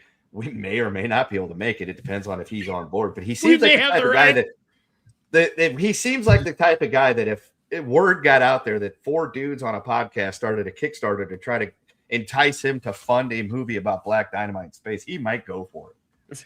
That's true. There's never been a brother on the moon. Guy. Dude, I went to a screening of that movie and it was packed the fuck out. That was like last year. I was like, it was packed the fuck out. Everybody knew all the words. Okay, like. It was wild. I was like, people still love this movie. There's still so much love for the movie. It's a great film. Yeah. I'm just reading all the chat right now. They're loving this. Shout out to Shrubbles08. James Unchained is involved or interested. Kaiju Expert wants to get involved too. We got purple lightsabers with gold hilts. Black Dynamite's going to be the coolest. Like, we should just have Samuel L. Jackson in this movie on principle. Yeah, just as like this, like I see him in the chat, so he's like he should be the villain. I just want him to talk shit to Black Dynamite, but I also want him to have space ninjas, spinninjas, and they're women. Yeah, the clones of Pam Grier. The clones of Pam Grier. There you fucking go. His Jedi robes are made out of velvet. Yeah. Perfect. The world isn't ready for this. The world isn't fucking ready for this. Last thing I'll say is he can't have a sex robot because no robot can handle Black Dynamite in space. Instead, it's just the beginning of Black Dynamite where he's helping those girls. They're just Twi'leks. That's all it is. We should. Fish, Mama, you know what cover Twi'leks. We should make fun of that L337 droid by having a character droid that is in love with Black Dynamite, and he goes for it, and like 10 seconds later, just shows like an explosion coming out of the room where like he just wreck the robot. It's like it's too much for the robot. Yeah, I let's use AI to make this. Fuck this. I'm sure you could. I'm sure you could. We'll do it in animation because I'll draw the keyframes and let the AI fill in the rest. There we go. Yeah, and we could also just change the name of it. Instead of calling it Black Dynamite, we could just, African American explosive. Yeah. Like, it's not black or dynamite, okay? It just alludes to that fact. I vote for Nubians in space. Yep. Oh, yeah. Hell yeah. We could make a couple titles with that line. Nubian. Hey, Nick, what's a Nubian? Yeah. I don't know, man. Oh, this is a good title, Black Solo. That's just a good name. That is good. That is There's good. so many planets and galaxies that we could have an entire series of movies. Of course. Nubians on Mars. The thing is, with that, you probably go cartoons at some point, and everybody would still love it. It would still be, Mm-hmm. Yeah. If we really buckled down, and we could make cartoons like we really could with AI and my ability for art. We could definitely make this shit happen. So, Black Thermite. I'd watch Black Thermite. That sounds like an actual device. Like, we can't burn through with regular thermite. We gotta get the Black Thermite. Oh yeah, it's the strongest thing. It's the strongest. It don't crack. So it's like black adamantium. Black adamantium, yes. I want to make Black Wolverine now. You know what though, guys? Instead of us riffing on all this Black Dynamite shit, we could just make the Terminegro a thing. Yeah, I think that's actually in a roundabout way. That's what we've been talking about this whole time. Black Dynamite. You know what we're gonna do, guys? When we're all together for the con after dinner, we're gonna go back to the Airbnb and we're gonna have a writing confab on Terminegro. We're just gonna figure out the first 10 issues of the story or what it is, and then 2027 will be Terminegro. It'll be a free comic first, then it'll become a print comic because I don't know if Indiegogo lets you use the word Negro. It might. They should allow you to. Yeah, I'll put my face on the thing. It's okay. I'm making the joke. And they'll just kind of be like, okay, that's okay. Yeah, I'll allow it. Yeah, and if there's a picture of all of us for the staff behind it, you could just make me really small on the poster, like it's in China, and I'm Boyega. Actually, I did that for the international version of Stealing Solo. You're actually this small on every page. It makes no sense, but it'll sell better to that market. Oh my god. Actually, in reality, it would just be Kendo talking to Mark Hamill, and we wouldn't be in the book. Kendo. Yeah, the Chinese version of it, there's just two characters in the whole book. It's like, yeah. Why does the guy with glasses just keep talking to himself? Yeah, I don't know. He must really be cool. Is there anything else you guys want to say about Maul Shadow Lord? Looks cool. It'll be out in April. I'm sure I'll talk about it then because Star Wars is kind of back and people want to hear us talk about shit. I'm willing to give it a look-see. For sure. Yep. This lightsaber shit with the Inquisitor is pretty cool. So I just want to balls to the wall. They say it's a fast-paced, action-heavy show. So I don't trust Disney or Lucasfilm, but we'll let them, we'll give them enough rope to hang. Yeah, because somehow animation, they'll still fuck up animation. Oh, they did with the Bad Batch. You thought it was going to be about a group of rogue clones who are badasses. No, it's about this little girl who's a clone of a boy, but we don't talk about her anymore because it made no what sense. The fuck? That's what that show's about. How do you... Oh, God, it's Disney. Why am I asking questions? It's Disney. Yeah, a copy of a copy is a copy. You don't just... When I copy a videotape, a CD doesn't just pop out of my VCR. So, when you clone a dude, Jango Fett, you're not just going to get some random chick. Like, oh, hey, this one's a girl. Well, see, that's what happened that's what happens when you use frog DNA, Jeff. That's what happens when you use frog. Yeah, life finds a way, Jeff. Yeah. Goddamn mosquitoes. I said fucking Amber. Anyway, it's just a terrible name. Ever meet an Amber you like? I haven't. But Shrubbles08, who's been a member for 35 months. That's this time 7. Thank you, Shrubbles08. I'll take a horses for Dion and a number 66, please. All right. Well, we got to go back into the archives for a good old number 66. Hey, Dion. I got the perfect number 66 for you, and you'll like it. It's in tune with today's video. Dylan! You son of a bitch. Oh my gosh! Oh, we have just seen The greatest movie of all time. Oh God, we've gotten more use out of that bike than that guy did. Yeah, that's true. We have benefited from his demise many times. Yeah. Oh well. Yeah. You The scene before the bike is the official Dion and Kendo parlay meme.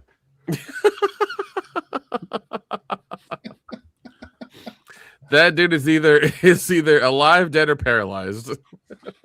Well, you shouldn't steal a bike. Yeah, and then go 100 miles an hour down And domestic they go road. 100. Yeah. That's the more egregious of those, because now you're endangering others. Yeah. I wish everybody well that's involved. Dion, Except the guy on the bike. I apologize in advance, Dion, but we're going to give you the shortest one since it wasn't requested which one it is. So where's the shortest one? I'm counting here.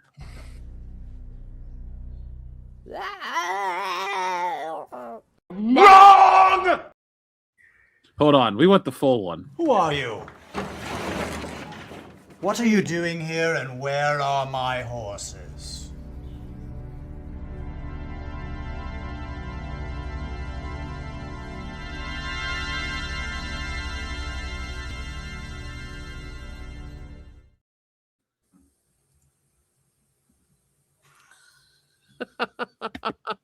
Well, it killed Where him. is our Dion?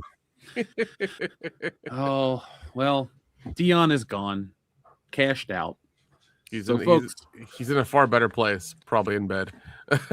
actually, I have footage of what happened to Right. Dion. Would you guys like to see it? Sure.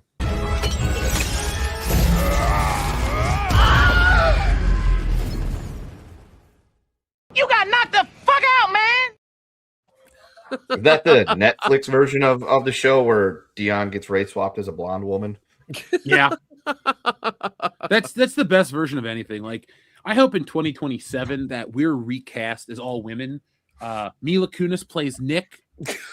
Sophie Marceau plays Kendo. I will be played by Kathy Bates, and Dion will be played by Tila Tequila. Is she Uma still around? Thurman. Uma Thurman's better. Well, I heard I have it on good authority. I heard Netflix is making a new Martin Luther King movie with Kirk Lazarus. Yes. So I heard I'd the watch TV that. commentary is magical. I'll read the script. Script reads me.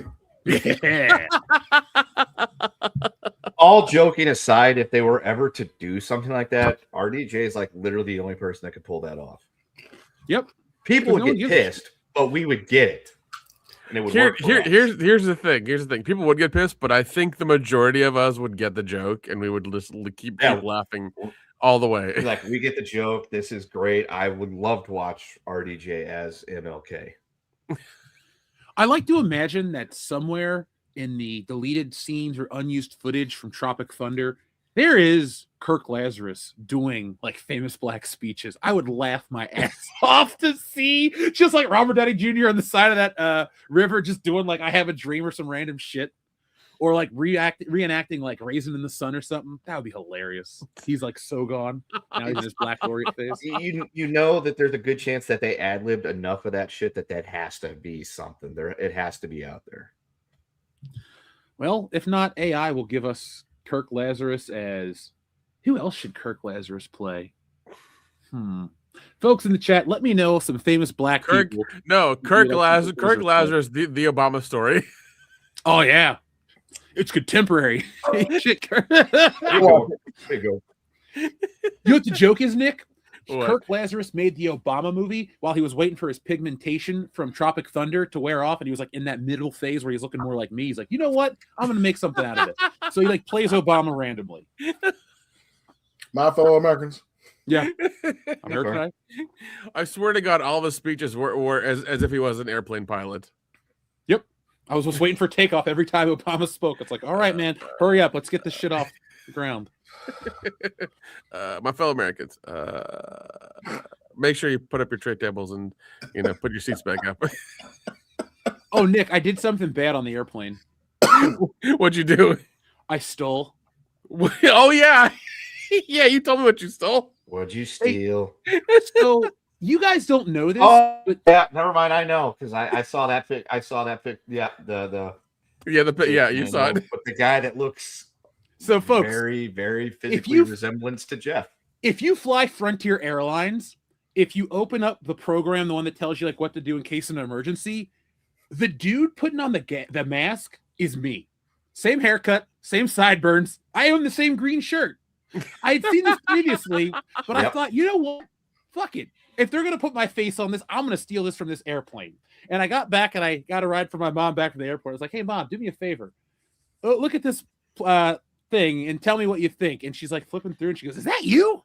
So I am apparently the face of Spirit Airlines. Maybe that's why I got extra nice service. You know what? Hold on. I'll be right back. Let me show this real quick. Oh God, please. Oh God, please. Jeez, yeah, I can't believe I can't believe you brought that back. That's hilarious. That is too damn funny, dude. That's fucking hilarious. God. Only Jeff would do that. Only Jeff would do that. That's very much. Yeah, because only Jeff has been drawn into this fucking thing against his own will. If it was Delta, against his will. I don't want to be in a Frontier Airlines commercial. It's Frontier. Okay, all joking aside, folks. Like, yeah, there I am. I'm in the Frontier. Oh my God, that is. And you know what's messed up, Nick? What? I'm not even drawn to help the little kid. I'm the selfish guy that puts his mask on first. I mean, I guess I'm just following the rules, but yeah, there I am. There I am, Frontier Airlines. Should I get Keith to call him up and be like, yo, this guy needs a settlement? Hell yeah. Sure, why not? Sure, why not? You know, what'd be even funnier to me is if I could make a stink online and get them to like replace it across the airline, or when they do the next one, make me the face of everything in it. Like that's what I'm calling for right now. There you go. Not a greedy man. You sure you don't want like a Frontier gift card so you can fly their wonderful airlines whenever you need to fly? If it was one of those like cards that was like free flights forever, sign me up. I'll just make everything work in a personal item. Like I'll make that shit work, dude. You'd be like, Jeff, let's go here. I'm there. Free Frontier Airlines. Jim Sterling and Amanda Keeney, thank you very much for your generosity to help us reach our goal tonight, folks. Or Jim personally, he says, Star Trek, The Search for Cream Pies. Spock's been selected to plan Kirk's birthday party, leading him on a quest to Earth's finest titty bars in search of entertainers and to assist in the festivity. I want this movie. You think Spock would accidentally pull off the greatest bachelor party in history? Or birthday party in history? Absolutely. Yeah, because he's got a great poker face. He'd do it. Mm-hmm. I think he would know the science of like how much alcohol will kill you, and he'll know when to cut you off. So you'll have like the greatest time ever, and he won't stop you. He'll just put you to sleep when you've had your fill. Oh, also too, did you know there's a whole like subgenre or culture of basically parody Star Trek memes where, and there's a ton of them too. Basically, they'll take clips from the show without audio and they'll just make it say random shit like this is horse shit or this is that. But it's the funniest thing. I spent an hour looking at them today and I put most of them in today's video, folks. So if you'd like to laugh with me, make sure you watch it. There's nothing like watching Scotty go, this is bullshit, and then shooting a Klingon out the window. No, sorry. Fuck this shit, and then shooting a Klingon out the window. That was great. That's funny. Yeah, they've come across my algorithm on my YouTube shorts. I love them.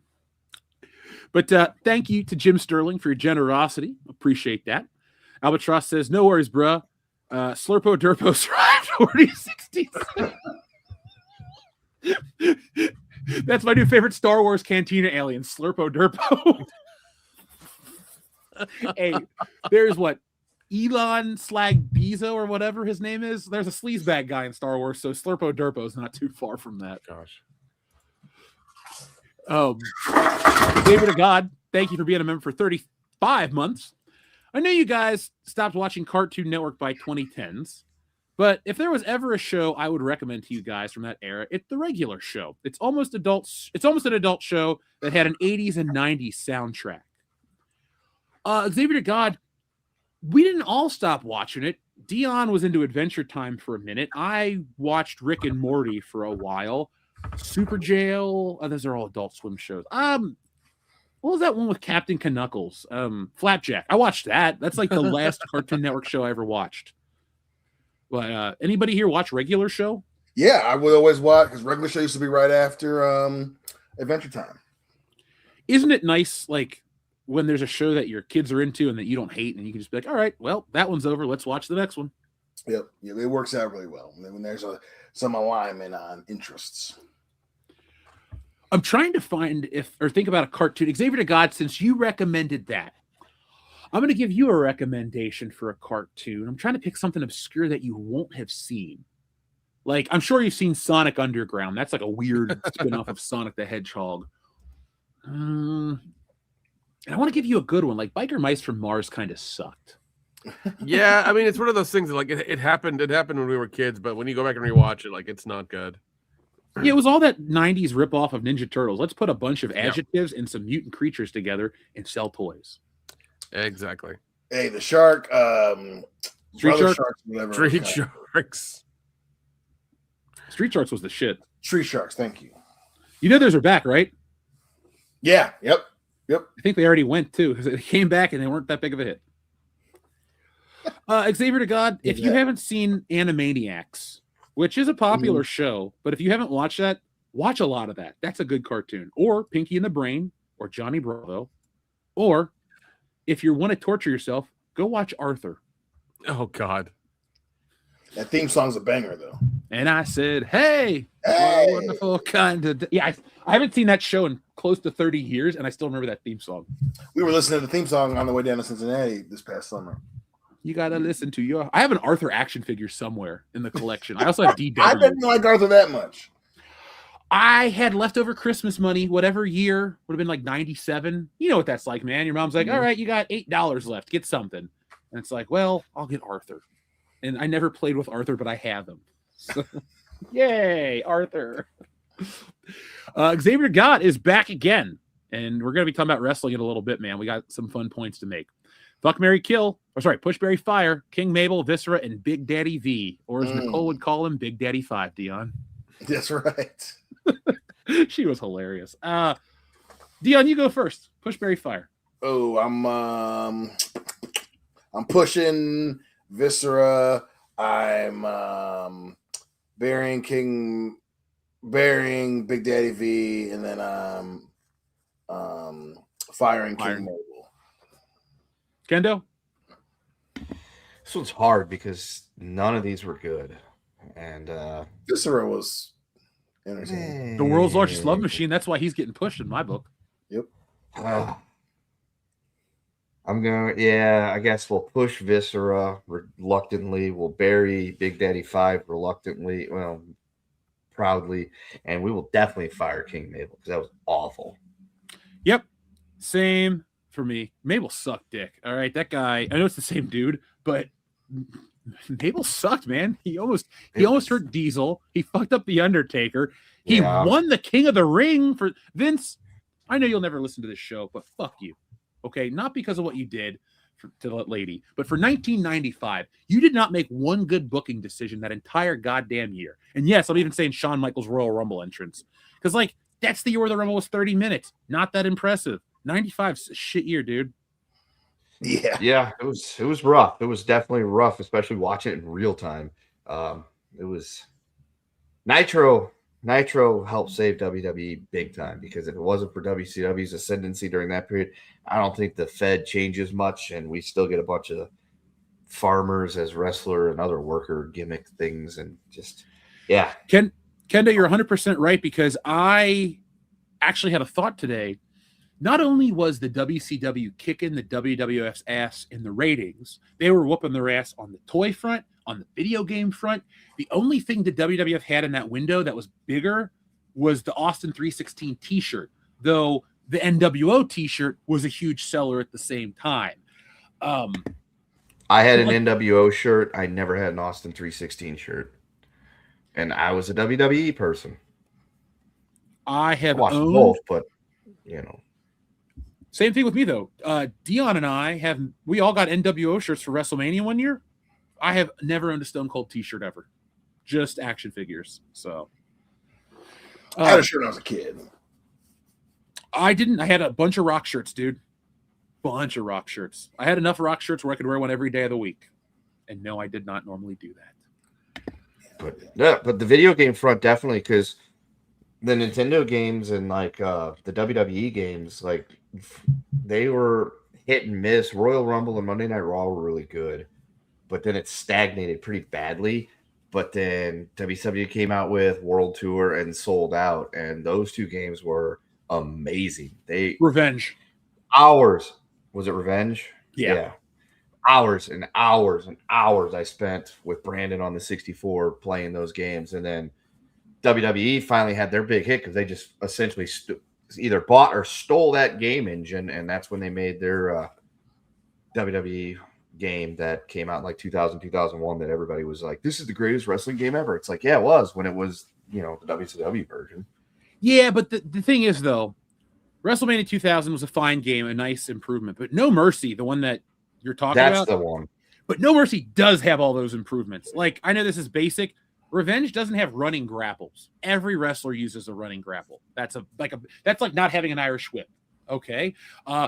Revenge does not have entrances at all. Like, it has people walk to the ring, not a goddamn theme song in the game. Revenge is great, but I've always been Team No Mercy, man. It's a much more fleshed out experience. Plus, if you want, I'm sending our buddy ETEP. I got a folder with an emulator and a modded version of those games that have like the WrestleMania 10 roster. So if you want to play as Owen Hart in one of those games, somebody fully modded it out, and it has Owen Hart, Brett, everybody from WrestleMania 10.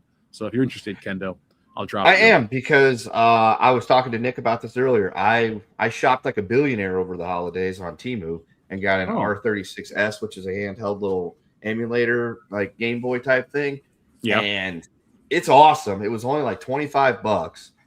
It's got tons of games on it. The only problem is that the Game Boy Advanced, the Genesis, and the 64 options are very limited. So I was going to have him, when he does venture out this way, we're going to flash a 128 gigabyte card instead of the little dinky 64 gig one I got from the great folks over in the country of China. And we're going to, I'm going to do that. So that way I can just throw all my fucking ROMs and stuff off Vim's layer and just turn that thing into a hell of a beast of machine, because I don't need 85 different versions of Mario and languages from around the world, but I do need some of the shit from like Game Boy Advance and Genesis. Let me know when you do acquire all those ROMs. I would like you to make me a copy, but I will hook you up with all kinds of modded ROMs that'll run on a basic N64 emulator that you can't get anywhere else except the Internet Archive, because these are free. So, yeah, I'll hook you up this weekend. Just text me tomorrow, because I'll be formatting it for ETEP, and I'll just send you the same email. Yeah, we'll do. I've been playing the shit out of some Tecmo Super Bowl. I got Barry Sanders in the 91 Lions. He has 2,500 yards through 7 games and 48 touchdowns, and then he got hurt. Oh, some bitch. Xavier God, thank you. We have another one. Pushberry Fire, Godfather, Papa Shango, Kama Mustafa. This one's easier. Yeah. Okay. Are we all pushing the Godfather? Yes. We are. Are we all burying Papa Shango? We are. Yes. And are we all firing Kama Mustafa? Yep. Yeah. And do we all want to hang out with the Godfather again? Because pimping ain't easy? Yes. Well, I'm going to get my first one in. Yeah. It was awesome, dude. I still tell that story. All right. Repeat offender. Thank you very much. I believe Nick can answer this question for you. He says, check out Primal. Nick has seen it and gave it pretty positive comments. I intend to go see Primal maybe this weekend. Wait, is it Primal or Primate is the one that came out? Primate's the one with the monkey. Okay, that's the one that came out that I saw. Chimpanzee. Yeah. Primal, the one Primal, the cartoon? Oh, I've watched this show. Yeah, but show Primal, with the man and the Tyrannosaurus. Yes, that show's awesome. Yeah, that one's on HBO Max. I haven't seen that yet. But no, I was talking. Yeah, but Primate I watched before we went to Orlando, and that one was really good. That one was that's a great movie. Dion, I'm glad you watched Primal. I can't recommend that cartoon enough. Like when his dinosaur almost died, and he like had to protect him. I was like, this is legit. I think that one. Ooh, that might be my favorite episode because especially whenever Adult Swim puts the 24-hour stream on YouTube, I'll watch it whenever I see. I fucking love that show. But yeah, that might be my favorite episode. That shit was cool. Yeah, I'm glad you brought it up. Repeat offender. I might go back and watch that this weekend. I fucking love that cartoon. Simple, love the style, love the story. I don't even think the guy talks. It's just kind of like the clone. Well, it's just like Quest for Fire, silent. Our friend TLJ Screwjob says the D800, brother or friend. Now, can you dig it? Kendo, heck no, Nubian. Who are you? That's the Terminegro, says Nick. Shut up. I didn't ask you, says Kendo. I mean, the first part of my dialogue is probably not completely accurate. Second part of my dialogue is extremely accurate. Yeah, I was about to say, if you want to help me write Frankenfisher, you got Kendo's dialogue pretty accurate. I do pride myself on people in Kendo's life asking if he wrote his own parts because it sounds just like him. So as I said, that is a thing. People have said, "Hey, this is just like what you would say," and I'm like, well, he knows me. Wait till the next book in a couple of weeks, dude. That's it. That's it. I'll send you a copy of the book to read maybe this weekend. Gotta check one thing. Xavier God says, why was ECW not as successful as the Attitude Era? WWF, was it the star power, the in-ring talent, the matches, or were they go too far with the wackiness? Well, Xavier God, you missed the one reason it failed. Paul Heyman was a shit businessman. Yeah. Like, there's a great meme I saw. I think I saved it on my phone. If I did, I'll tweet it out today for you guys. But it basically said, like, and let me just make sure it's not on here because my thing got changed up. Here it is. It says, how to beat Paul Heyman. Be a young journalist, take over a small extreme company in Philadelphia, bounce checks, become recognized as arguably the greatest manager of all time. Yeah. The meme's just kind of basic like that. That's 100% accurate because ECW's biggest failing was monetarily. The story about the one, was it Sandman or who was it that was gonna shoot Paul Heyman at WrestleMania 17? Tommy Dreamer. Oh, Tommy Dreamer. Yeah, Tommy Dreamer was gonna go and he was gonna pull the old Javon Belcher. If you understand that joke, you'll get it. On Paul Heyman during WrestleMania. No, that's a M&S murder. Oh, so M that actually happened. S. Okay. Yes, reference. And he was planning on going on to WrestleMania 17, the biggest WrestleMania of all time, and dispensing of one Paul Heyman before turning said tool upon himself for the world to see. And thankfully he didn't, because that would have been awful. And and that was a lot of it had to do with TCW and money and things of that nature. I'm pretty sure he bankrupted Chris Candido and things of that nature just with money. And he was an extremely shady businessman. Don't notice that. And just all sorts of things going on there. It's just, that was its biggest failing. The other thing that was holding ECW back is ECW is a lot like AEW. You have a core audience of the diehards there that does not cross over to the other, federation, so to speak. Whereas in the WWE, you don't have a whole lot of crossover appeal to where they go and they watch that. You do have that middle ground of fans that will watch both. But the one thing that always translates is good storytelling in wrestling matches. The one thing that doesn't always translate is gimmicks and weapons and extremeness in wrestling matches to everybody. It doesn't appeal to everyone. To some people it does. Whereas good storytelling appeals to just about everybody with watches wrestling. Well said.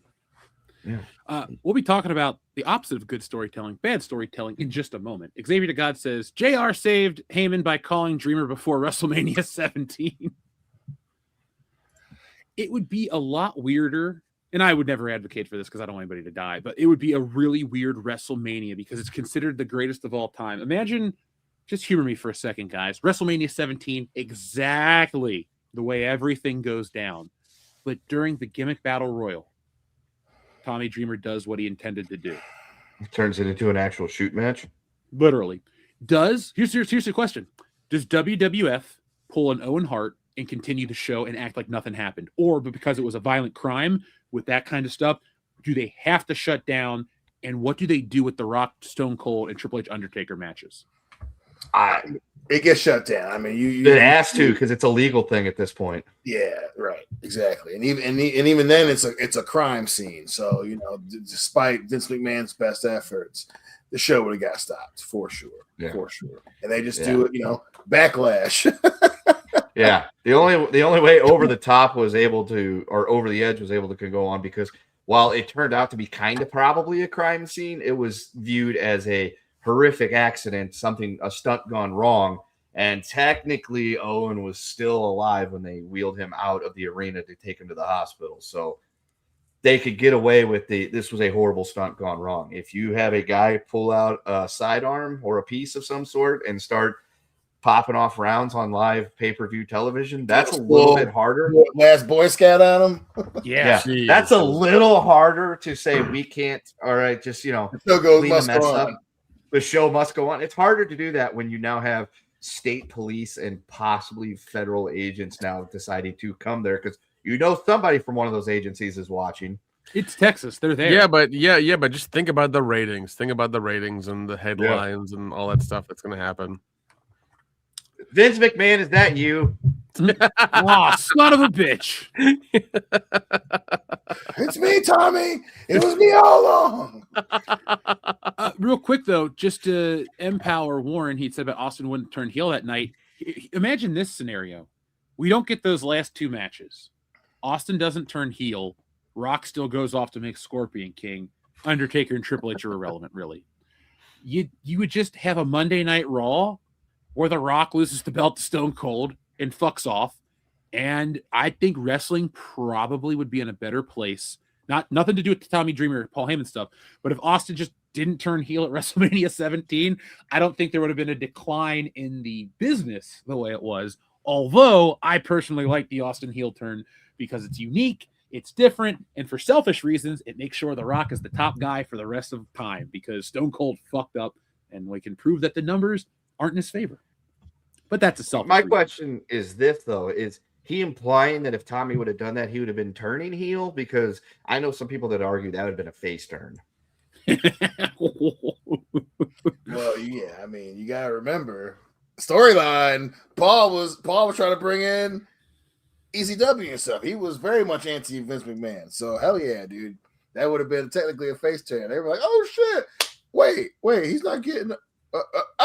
It would have been a different ending, but yeah, it'd be a face turn technically for old Tommy. So, guys, we're going to talk about something in a minute because there is a record that has been broken today for the Oscars. Oh, God. But let's take a quick detour away from the Oscars because we're going to watch them, folks. We're going to have fun with them. But you guys don't really want to hear about Hollywood's best night. You want to hear about Hollywood's worst night. So I have some great news for everybody out there.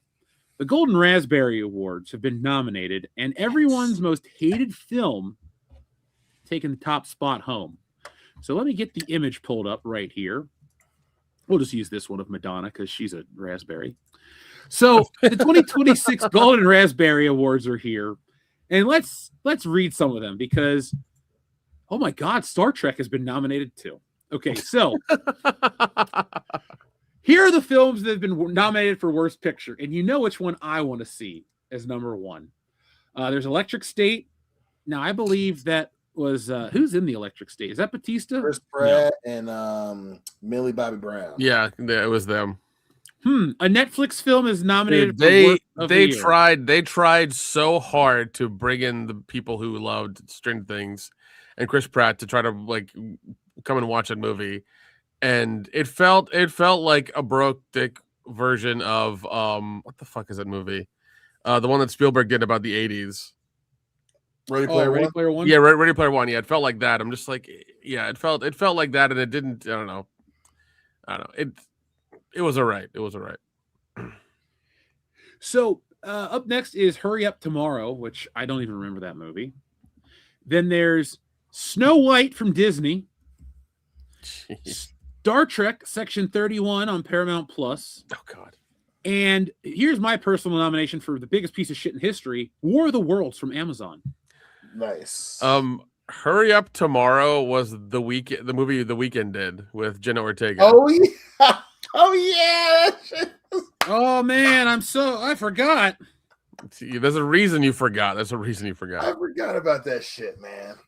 That is fucking hilarious. God, I wonder if that's on some VOD service to watch for free because I'm not paying for that shit. Yeah. So I'll be quicker though. Here's what we want to talk about too: the worst actors. We have Dave Bautista in The Lost Lands. Oh my God. Ice Cube in War of the Worlds. Jeez. Jared Leto in Tron Ares. Scott Eastwood in Alarum, and finally Abel the Weekend Tesfaye in Hurry Up Tomorrow. Jeez. Yeah. For worst actors, we have Mila Jovovich, Anna DeBose, Natalie Portman, Rebel Wilson, and Michelle Yeoh. So our what's her face, Rachel Zegler, didn't get nominated. Oh well. But director Mark Webb was nominated for worst director. Jeez. We also have and the thing is, it's a lot of repeats because everybody that's associated with these movies is on here. So we have like worst supporting actor, all 7 artificial dwarfs for Snow White. Sylvester Stallone in Alarum. What the hell is Alarum? Has anybody watched it? No. I keep hearing the name. I still don't know what that shit's about. It's an American crime thriller directed by Michael Polish, starring Scott Eastwood, Sylvester Stallone, Willa Fitzgerald, Mike Coulter, and Isis Valverde. Yeah, it made a box office of $245,000. Jeez. Dude. And the film was awarded a $5 million credit from the Ohio Motion Picture Tax Credit Program. So this movie didn't lose a dime. Because my state paid for this.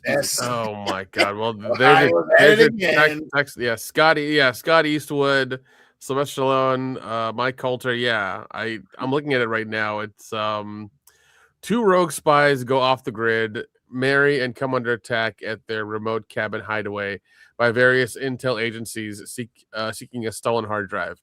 Like, if you look at the poster and the way it is, it's very like generic, straight to DVD kind of movie. Yeah, I can't believe it got a release date. I didn't even remember this movie. But it sounds like it's accurately rated on Rotten Tomatoes. With 22 critics reviews, it has a score of 0. Yeah, even on IMDb, it's like 3.3 out of 10. Let's see. Anything else from the Razzies I wanted to share? Sorry, I got all these tabs opening for movies I don't even know about yet. Let's see. The worst remake or spinoff. We have Five Nights at Freddy's 2. I Know What You Did Last Summer. Smurfs, Snow White, and War of the Worlds. And everything else is pretty much the same thing. We have listed every movie that's on here. But just for the record, we have 6 awards for Snow White, 6 awards for War of the Worlds, 5 awards for Hurry Up Tomorrow and Star Trek 31, 3 awards for Alarum, Bride Hard, and the Electric State, and 2 for Gunslingers, In the Lost Lands, and Smurfs. Yeah, in the Lost Lands, that's Batista and Jovovich's movie that nobody went to go see. Dude, speaking of nobody went to go see it, Bride Hard. I didn't even think about this movie. It brought in $1.9 million. That's it. What movie? Bride Hard with Rebel Wilson. Oh, okay, yeah. I completely forgot about that damn movie. Colleen Camp's in it, Nick. We just watched her in Clue. We did. Yeah, I kind of remember like the trailer for Bride Hard at some of the beginning of the movies, and I'm just like, okay, and then like it just never came out. I was like, all right, no problem, don't care. Yeah, I thought that didn't come out either. It came out, Nick. It came out on June 20th of 2025. Oh my god! And not a fuck was given. And no one even realized it. Yeah, and not a fuck was given. If no one's around to hear the tree fall, you know what I'm saying? I do. You're right. So, oh man. The flip side of the Golden Raspberries is the Academy Awards. And, well, Sinners breaks the all-time record nomination with 16 nods. You guys surprised that Sinners is going to probably sweep the Oscars? No, I mean, because of the new rules. Yeah, because of the new rules that went in place in 2024, 2023. Yeah, but the fact that they're how many nominations did Titanic get? Because I know that James Cameron, that was the highest one. 12. No, according to the article, the achievement eclipses the 14 nominations received by All About Eve and Titanic and La La Land. Okay. Okay. So, and the record for the most wins is shared by 3 films as well. Ben-Hur, Titanic, and Lord of the Rings: Return of the King all have 11 Oscars each. Yeah, I think this is probably going to get 8. I don't, depending on Best Actor, I don't think Michael B. Jordan will not get that. Will not get that award. He didn't get Best Actor. Oh, he didn't get nominated. Yeah, it's like Best Director, I think. Best Picture. Yeah, he did. He's Best Actor. He did. Damn. Hillary right here for the Best Actors, we got Michael B. Jordan, Timothy Chalamet, Leonardo DiCaprio, Wagner Moura, and Ethan Hawke. Holy shit! Yeah. For what? Hey, I was gonna make this joke earlier, but it's a meme already. The one guy that didn't get his Oscar nomination was The Rock. So let's all hang our heads. Saw that too, man. What would he get it for? He didn't do anything of significance. Yeah, the Smashing Machine. Yeah. God. I hope Michael B. Jordan wins just so we can see how far Wallace has come from being shot in the projects of Baltimore to long time for that little Negro with dreads, cornrows. Yeah. Old Wallace. And next time I watch that, and they're like, "What happened to Wallace? Come on, String. What happened to Wallace back? He just won an Academy Award, man. Get them to times, D." Did you see that Frankenstein was nominated? For what? Best Picture. Ooh, that's not gonna win Best Picture. It's gonna be Sinners. It's gonna be Sinners. I hope not. I want F1 to win. Same F1. I've watched F1 like 4 times since it's been out. Like I love that movie. Awesome. Yeah, Frankenstein I've watched twice. I really did like that from the Netflix one that Del Toro did. That was really well done. We're getting another one with what's his name? Oh God. We're getting another one called The Bride, where it's the Bride of Frankenstein. We're getting that one. Yeah, that one looks weird as hell though. It does, because you're basically saying Frankenstein and the Bride are like Bonnie and Clyde, and they're doing that whole thing. It's very strange. Yeah. It's very strange. Can we stop romanticizing like inanimate objects full of? They're just basically meat puppets, and they really don't know what they're doing. I know you'd argue, but Jeff, they have humanity. Remember at the end in the second one when the wheel burns and Frankenstein. Look, don't. They're fucking zombies. They can't be sexy. Don't fucking do that. I know. I got a friend. She'll message me. She talks to me about these monster fucker novels. Ladies, I know you're into this shit. Don't put it in movies. Keep it like 50 Shades of Grey and Twilight and all that shit should have stayed as books. That way you guys can sit around and read it and talk about it. And I don't have to know what the fuck a sparkly vampire is. I don't want to know. Keep it. And look, if you're into the shit, it's a Broadway play. Keep it on Broadway. Hamilton doesn't need a movie. Keep that shit on whatever it is. Keep it away from me. Yeah, I mean what I say. Oh, jeez. Wherever that shit is on, keep it on. I'm just saying, man. Next I get it. Jeff, towards the end of this year, in the beginning of next year, we're getting some monster fucker movies in the theaters, this year for sure. Yeah, didn't we already have that one with The Shape of Water? Yeah. And the other one Emma Stone was in. Pretty Little Things or whatever. Oh yeah, that one was weird. I didn't watch it. It just made me uncomfortable. I gotta be in the mood to watch this movie, dude. Yeah, it's Emma Stone makes me uncomfortable these days. And it's like of course he fucks her, and it's just like, dude, They always have to fuck them. They're turned on by what they're afraid of, or something. All right, folks. This show is now stopped, and we're going to get into the psychology of the monster fetish here on WCBs. So tonight, let's not. We've already gotten to the bottom of it, Nick. It's fucking Listen, weird. we brought up Twi'leks earlier, so like I get it, but like they're not. Well, okay, since we're talking about this stuff, do I need to do the Pornhub stats for last year? Now's the time, Nick. Exactly. What state is the number one consumer of monster banger porn? Okay, here's what I'll do. Top search terms for 2025. I'll do like the top 5. Hentai, MILF. Okay. P-I-N-A-N-A-Y. Don't know what that is. Lesbian, anal, big ass. I just like those 3 words in a row. Lesbian, anal, big ass. Wait, which P-I-N-A-Y? P-I-N-A-Y. That's Pinay, and that is a Filipino. Okay. I didn't know how to say it or if it was an acronym. I was like, I don't know what this is. All right. I did not know that that was a well. Because Manny Pacquiao's coming back. Yeah, has to be it. Okay. It's written in the stars. Most searched for porn stars. Alex Adams, Angelica White, Violet Myers, Bonnie Blue, and Lana Rhodes. I know all of those except the first one. You mean Angela White? Oh yeah, Angela White. Yeah. Let's see. Okay. You top. I saw somebody with her logo on a T-shirt. Not her face, not her body. It literally just had her name, and it said something about porn. I was like, "What is this?" Yeah, she's become a brand.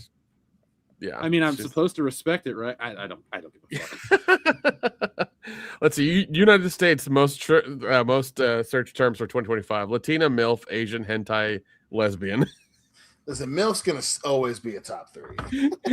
So is Latina. Sadly, so is hentai in the world we live in today, where K-pop Demon Hunter is an Oscar-nominated film. Listen, man, you ain't wrong. Okay. Time spent per visit. Okay. Top five countries: Japan 11 minutes 2 seconds, Philippines 10 minutes 53 seconds, Canada 10 minutes 37 seconds, Australia 10 minutes 23 seconds, United States 10 minutes 14 seconds. Yeah, we're number 1. We get the job done fast. That's why we pressed America fuck yeah earlier. All right, United States time spent per visit. Longest states: Alaska, of course, is Alaska. Well, because of all the buffering. I guess that's what the expo's called up there. Alaska, Hawaii, Pennsylvania, Wisconsin, Ohio. Hey! States with the shortest times: Louisiana, West Virginia, District of DC, and Maryland. And and New Hampshire. All the senators are trying to look at someone on the way into work, and they're just like, "Well, shit, we're here." Dude, probably. I wouldn't even be mad. I'd rather have like an honest politician ain't happening ever, but like one that will admit that's an oxymoron, Jeff. I know, right? Moving on. Anyway, Nick, what are some other stats? Let's see. Let's get past all this crap. Don't really care for this stuff.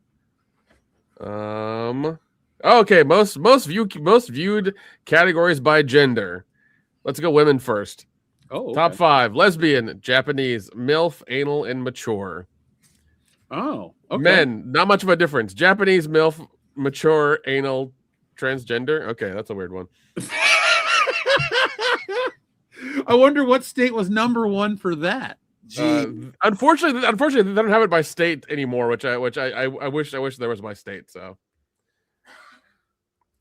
Let's see, portion. Proportion. No. Do we want to give visitor demographics? Absolutely. Why not, Nick? We're here for the long haul. Since visitor demographics. The average age of Pornhub visitors is 38 years old, so we're still in the demographic. That's good.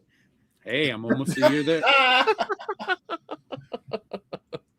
All right, 18 to 24 is 29%. 25 to 34 is 23%. 35. Let's see. 35 to 44 is 17%. 60. Let's see. 55 to 64% is 60. Oh, sorry. 55 to 64 is 10%. 65 plus is 7%, and then I don't know, 14% is 14. Okay. They have this fucking labeled weirdly. 14% is 45 to 54. You think Dick Van Dyke still? Yeah, he's still on that 7%. I'm sure he's still whacking it. Well, Dick Van Dyke's getting the real deal. Yeah. Yeah, let's be Shimmery honest there, Roy, or whatever his fucking name was. He busts out that Cockney accent of his, which sounds extremely authentic, and the panties just fly at him. Here's something funny. All right, top relative categories by generation. Oh God. Gen Z, top 5: party, feet, POV, virtual reality, vertical video. All right. I was reading the stats. Don't kill the messenger. Millennial, fetish, role play, squirt, redhead, toys. That makes sense. Yeah. All right, Gen Z, fisting, bukkake, blonde, vintage, double penetration. All right, Gen X has got it. Never mind. Keep going, Nick. Boomers. Here we go. This is what I want to hear. Babe, casting, mature, interracial. Boomers still keep generations taboo. That tracks. Indeed, it does. Kendall. Okay. Traffic by device. 87% phone. Yep. Yeah. Desktop is only 11%. You only need one hand to hold your phone. Yeah, that's right.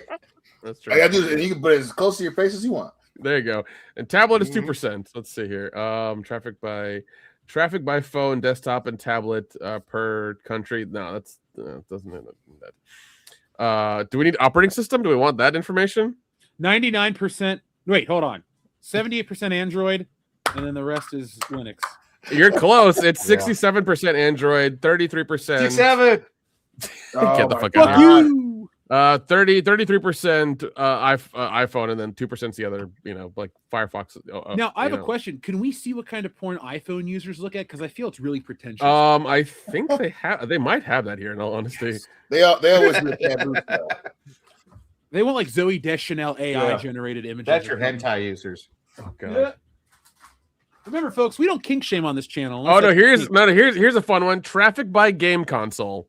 Oh my god, yes. Oh boy. All right, on top. Okay, we go. Okay, PlayStation 4, 32%. Tracks. PlayStation 5, 66%. Yep. Xbox 2%. Man, Xbox can't win at anything, including porn. There's no, and spend all that money on a PlayStation 5 just to watch porn. There's a stark difference. It says change in console traffic share from 2024 2025. Negative 69% to Xbox. All right, good number. That is so funny. So, are people watching it on their PlayStation VR headset? Dude, hey, I don't know. They might. Okay, here we go. Most searched movies and characters. Top 5: Star Wars, Spider-Man, Game of Thrones, Harley Quinn, Harry Potter. Whoa! What a switch! I know. I didn't realize Harry Potter was still relevant. Switch is not one of the categories, Jeff. Stay on point. Stay on target. Here we go. Most searched for video games. Genshin. All right, listen. Genshin Impact. Okay. Fortnite, Minecraft, Overwatch, and Pokemon. Overwatch, I can understand Overwatch. Wait, what was it? You get into Minecraft? What was the last one you said? The last one is Pokemon. Yeah. Oh, see, God. Gotta catch them all. That's just wrong. It is weird. Okay. Yeah, I'm trying not to judge, but that's fucking weird. Look, I will kink shame. I'm gonna judge and kink shame that one. Pokemon is something that is gone from being your fun little game to now you have to watch this to get your rock. That's just I'm done here. I can't. I'm done. Because we all know it ain't all the Nurse Jennies. Yeah. That's like right. Clarion and shit. Yeah, Evie. Yeah. I love my Snorlax. All right, They don't speak English. They just say their names over and over. It's not consent or denial. Exactly. Oh, jeez. Or identification. Oh. All right. Most searched video game characters. Tifa, Final Fantasy, Lara Croft, Chun-Li, Makes sense. Diva for Overwatch, and then Ada Wong from Resident Evil. Oh, that's still that's a long time. I thought it was gonna be the chick from Resident Evil with the hat that we see at all the cons. Yeah. Ladies dress up as. Yep. See, that's why representation is great, because when you have a character built like that, ladies who are built like that show up at cons, and we're all having a good time. So exactly, reminds us how much we love the game. Yeah, man, a huge Resident Evil fan. 4 is my favorite GameCube game. Any more categories, Nick? That's all I got. Let's see if I can look for anything else that would be interesting. No, let's see. I thought those movie parodies. I don't have anything on there, but yeah, they go deep into the demographics of fucking like web traffic by web browser. Jesus. And they do it on mobile and on like laptops. That's fucking weird. Well, I have one more question for you. Has porn usage gone up or down over the last year across the board? I would say down, because I think only a few states, like a bunch of states, don't have it anymore. So it was that. Yeah, a lot of stuff's illegal over in Kentucky. So like people know how to get VPNs. You can get cheap, easy VPNs on your phone, so that'll. Folks. Actually, if you go to NordVPN right now and use the code #WWE WCBS, you'll get 0% off your order. Because what the fuck? Like it's so weird that states are different now. Where it's like, oh, this has been banned in your state or that state. Just as long as they're legal and consenting, who gives a shit? Like, stop worrying about that stuff.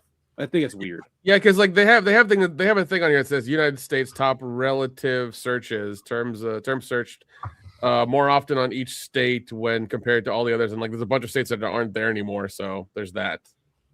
Yeah, Hawaii doesn't exist. No, Hawaii's still on there. It says big women. Oh, sorry, it's American. I got Hawaii confused with Alaska. I'm sorry. Wait, Alaska likes big women? Alaska likes big women. I guess they like it warm there. They like it like a moose. Yeah, you know. You gotta stay warm in that igloo. Here's something really disturbing. Washington State, their top search term is pegging. I mean, that actually makes sense. Makes sense. Oregon's top search term is horny grandma. Wow. Dion, did you go to Oregon for a week? We don't. Let's see. Ohio's top search term was queef. That's also the most accurate way to describe Ohio as a state. That is true. Michigan's top search term is PAWG, PAWG. Oh yeah. Oh well, everybody loves those. That tracks. Dion, I love how you and I instantly were like, "Oh, yeah, that's pure Michigan, baby." Dude, that's everywhere. For some reason, Nevada's top search term is Las Vegas, but okay. I actually just had to explain what that was to Hillary. Wait, Las Vegas? It's a place in Nevada. Oh, yeah, oh God! Oh God! What is it? Is it out the window? Yeah. What the hell's going on?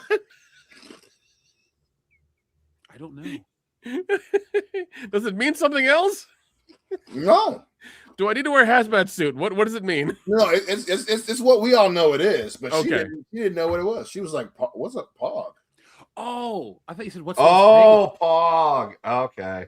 Yeah. I thought you were saying you had to explain what's Las Vegas. I was like, really? Yep. That's what I was worried about too. I'm like, haven't you guys been there? Yeah. California's search term is Latina amateur. Oh, they're just looking for a job, Nick. Give them a break. They're looking for a job. Get the fuck out of here. Can we get New Mexico and Missouri while we're at it? Let's see. New Mexico is real wife. No, let's see. Missouri is boner. Wasn't that the kid from Family Ties? No, that's Bonner. That's Bonner. Oh, okay. No, that was Pains. Growing Pains. He's dead. Oh, R.I.P. Boner. Yeah, Boners to Bone is dead. Yeah, that's all usually they were a little bit more detailed, but that's all I got. I'm still looking for other things. Let's see. Whenever I go back home, I got to do it like a man on the street thing. Be like, so my home state's most search term was boner. Would you care to enlighten me? What is your most search term? And just be a man. Hold on the on. Let's do that at cons, but let's not tell them what we mean. We just go up to people and say, "What's your most search term?" They won't know how to answer. Some dudes would be like, "Pogs" or whatever, and we'll all laugh. Oh, you're from Michigan. Like, Where at on the mitten? Show me. Where are you from? Where on the mitten? I'm from here, Kendall, right here in the middle of the state. All right. Oh, it's up there by Mackinac Island. Okay. Yeah. No cars, no boats, not a single luxury. Yeah, that's just 127. 127. Oh, yeah. It goes north. Yeah, straight up there. I could go into Old Marquette. Oh God. What is it? There's another thing. The trends that define 2025. There's like 6 of them. Okay, read them. I have to know now. Okay, all right. Number 1, diverse desires. Lesbian was the year's most viewed video category, followed close by transgender, which grew by 58% in 2025. Lesbian scissoring had a 79% bigger slice of searches, with lesbian MILF growing by 102%. Yes. And lesbian strap-on by 62%. I can't believe I'm reading this on air. I can. I can, because I'm going to clip this shit and send it out. It's going to be hilarious. Data, Nick. I know. All right. We're a numbers show. Trans threesome was up 67% and trans amateur 49%. Queer queries had a 132% boost and bisexual 88%. Number 2, maturing MILFs. Interest in mature women grew, with hot MILF up 77%, cougar 83%, GILF, GILF 129%, and 50 plus 105%. MILF was the second most popular search term, while mature ranked was number 5, most viewed category, and the third amongst men. Mature was searched more often, with natural beauty 124%, real women 98%, and no makeup 136%. I'm glad body positivity is not going away in porn. Yeah, the anti-filter crowd is all over Pornhub apparently. It's fucking weird. Real life role play. Views for role play category rose 98%, with searches surrounding everyday jobs like driver growing 144%, professor 33%, plumber 67%, and chef 39%. Favorite role play locations include office sex up 62%, hospital 18%, restaurant 55%, and store 136%. Damn. Positions such as boss grew 175% and employee 183%. Uniformed roles like cop grew 54% and soldier 41%. You think with the hating of ICE that would go down, but I guess not. Maybe their hate, Yeah, I know. Exactly. Yeah, it's like the boomer thing with the interracial. It tracks. I love that so much. Hey. I love that so much. All right, cheating in affairs, number 4. Cheating searches grew 94%, with cheating wife up 61%. Caught cheating 53%, and sneaky cheating 148%. Marital sharing soared, with cuckold up 73%, hot wife 101%, swingers 68%, and wife swap 39%. Ew. Oh my God. The Coldplay concert scandal contributed to a 210% increase in office affair searches. Yes. And 388% for CEO. All right. Dear God. Hey, you know what we should do? Boys. We should bet on what would be the big search terms next year. Like when we're in person, we should all figure out what they're going to be and make a list. Listen, Kendall, I want you to help us track that. I'm sure it's on Polymarket or whatever people are tracking these days. Hold on. Let's put a couple bucks in. I got like a quarter somewhere, right? No, actually, I don't. All right. Number 5, femboy fixation. Femboy joined the world's top 10 search terms and was first among Pornhub gay visitors. Ugh. Top gaining terms include cute femboy 79%, sexy femboy 93%, and femboy hentai 64%. Oh Jesus! All right, no more hentai or femboy talk. Okay, that's the last of it. That's the last of it. Tentacles. Yeah, that's the last of it. The part 6 is safe for work.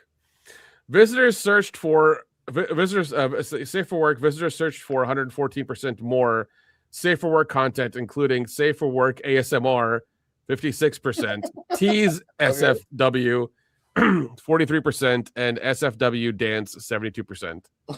Why are you getting off at work? I don't know, Dion. Why are you getting off at work? Hey, all I'm saying is, hey, man. The fan, the Just scenario. Pants till you get home.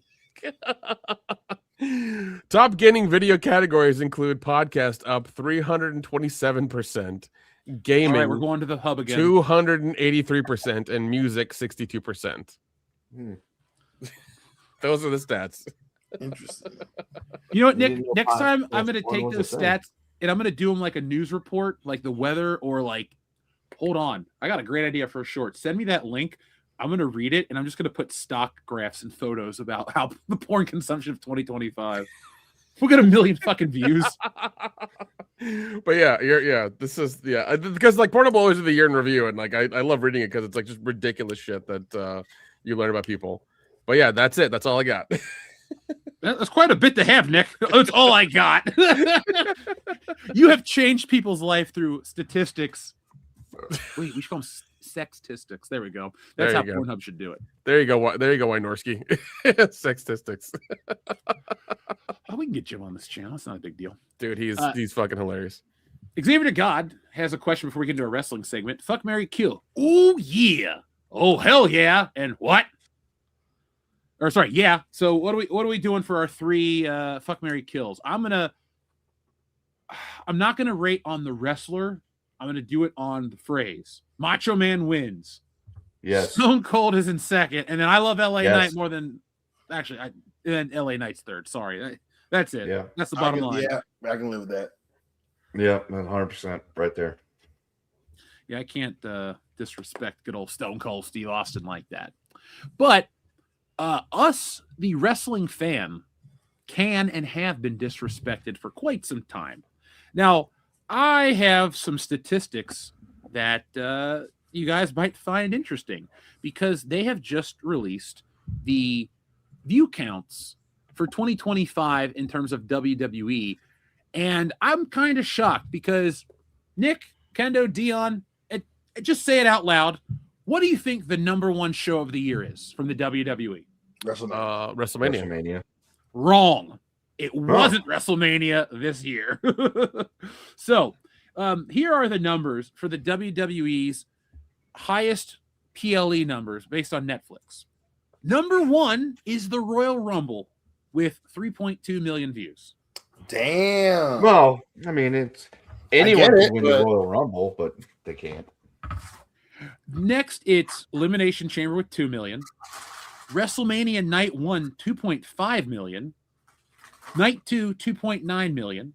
Backlash, 1.5 million. Money in the Bank, 1.7. Night of Champions, 1.3. The All Ladies Evolution, 900K. SummerSlam Night 1, 1.5. SummerSlam Night 2, 1.7. Clash in Paris, 1.3. WrestlePalooza, 1.9. Crown Jewel, 1.4. And Survivor Series, 1.8. I thought WrestleMania would have been the highest viewed show of the year.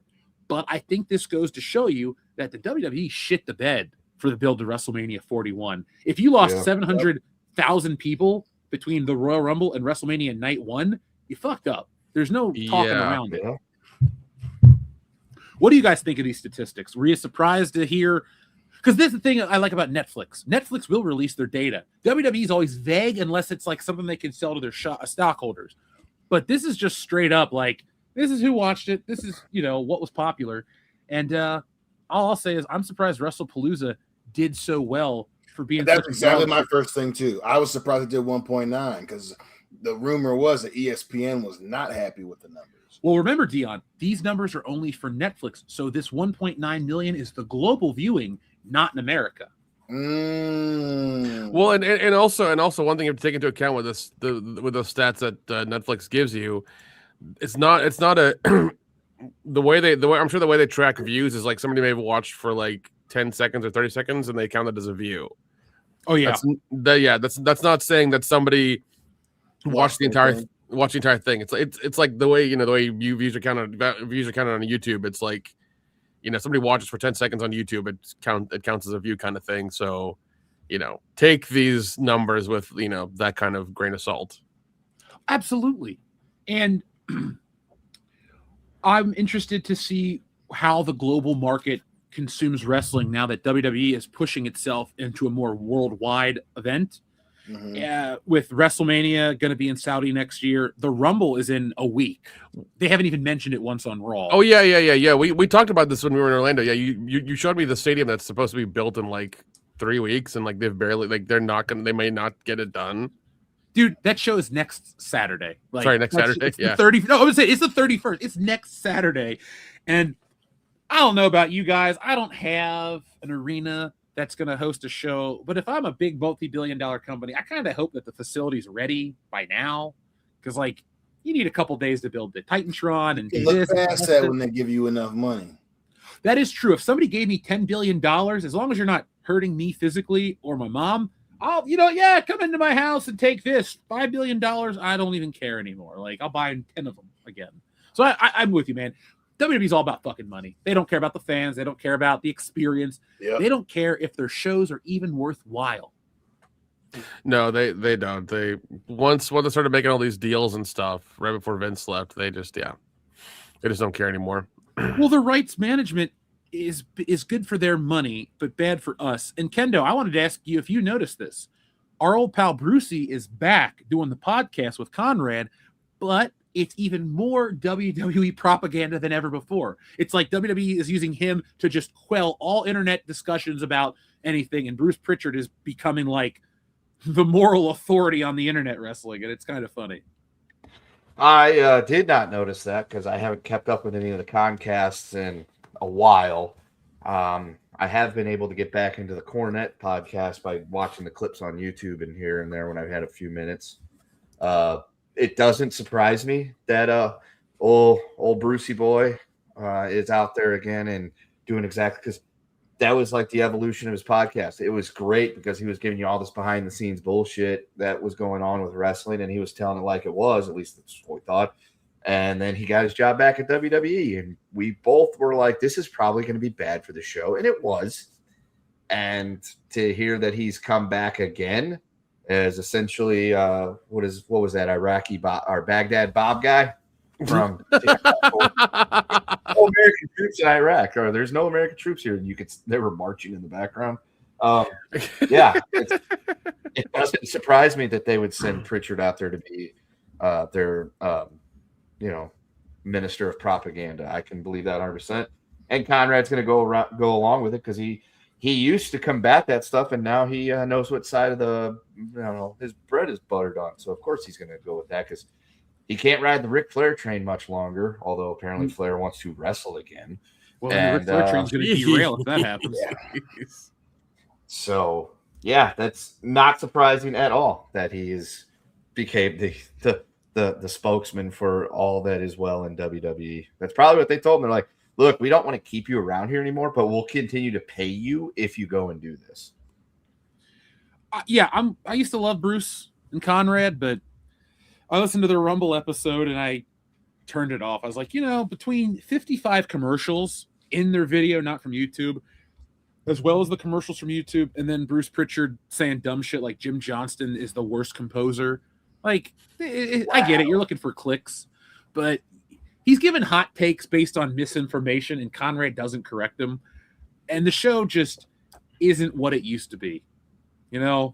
It was cool, Kendo, when we used to get those ads about trains are the greatest danger in the world and all that shit. And yes. Bruce and Conrad would be cracking up, and you'd be cracking up with them. I just want that kind of fun. The only kind of fun I get from any kind of wrestling podcasting.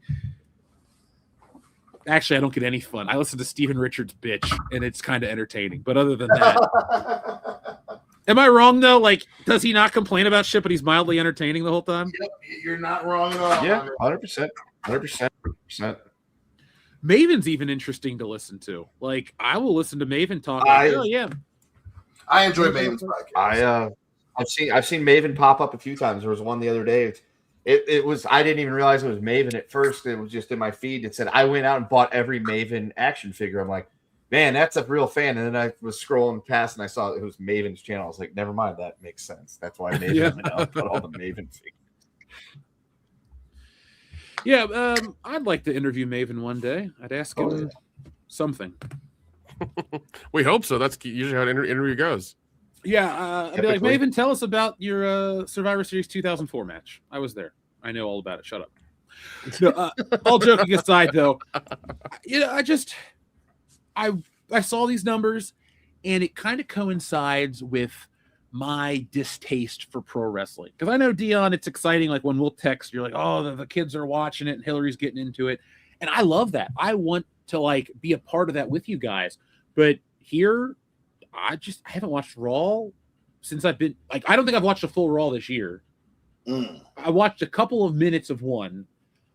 I don't miss it, man. Like, I know it's going to be CM Punk, oh, how good does it feel to be alive on a Monday night in insert city as you rip off The Rock's catchphrase that you hate the guy. Or I get to watch WWE Unreal where LA Knight gets bitched out by Triple H and Lyra Valkyria cries. Or here's the shit kicker for me, man. I don't care if you don't have 10 matches in a show. I think you need 6. But if you have a 3-hour show, I don't want to watch commercials and video packages constantly. Like, that's where wrestling loses me. It's just constant video packages and commercials. And until they put a little more wrestling on the show, fuck that. Our friend Darian217 has a button request and a question, and topical for us. So, guys, we're going back in time again to the year 2020 for our favorite button. Guess what, motherfucker? 1, reports of my demise were greatly exaggerated. 2, you should read the top search sex terms in a video as Buffalo Jeff voice. Oh, man, where's he at? I'm hearing him somewhere. Dion, hey there. Let's talk about your favorite MILFs. Betty White is mine. That voice can make any. You just broke Dion because he's like, he look at his face. Is like, I don't know what to do. It was perfect timing because DC trying to pull some shit out of it. I'm gonna pretend like I don't hear that shit. Send that boy to bed. It's 11:19. School got canceled because of this blizzard. Oh, then tell that kid to have a good night. Man, is it? Well, I'm sure it's snowing where you are. Oh yeah, it's supposed to snow almost a foot here on Saturday. Ooh, it's supposed to be really icy here, so I don't know. By icy, you mean it's wet and rainy. And okay, well, but what about the weather? Well, for you, Ken, it's going to be for Ken, it's going to be 88 degrees outside. No. On Saturday we have a high of 61, but a low of 33. Oh, so it's gonna be real cold for you. Gotcha.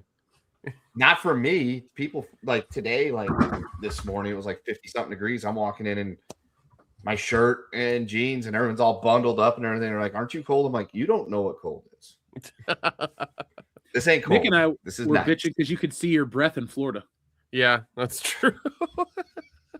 that is rough. When that's a mood affector right there. Dion, you're allowed to complain about the weather if you travel someplace that's supposed to be nice and warm and it's not. That is acceptable. But yeah, trying to cry foul about it being 50 degrees, it's like, nah.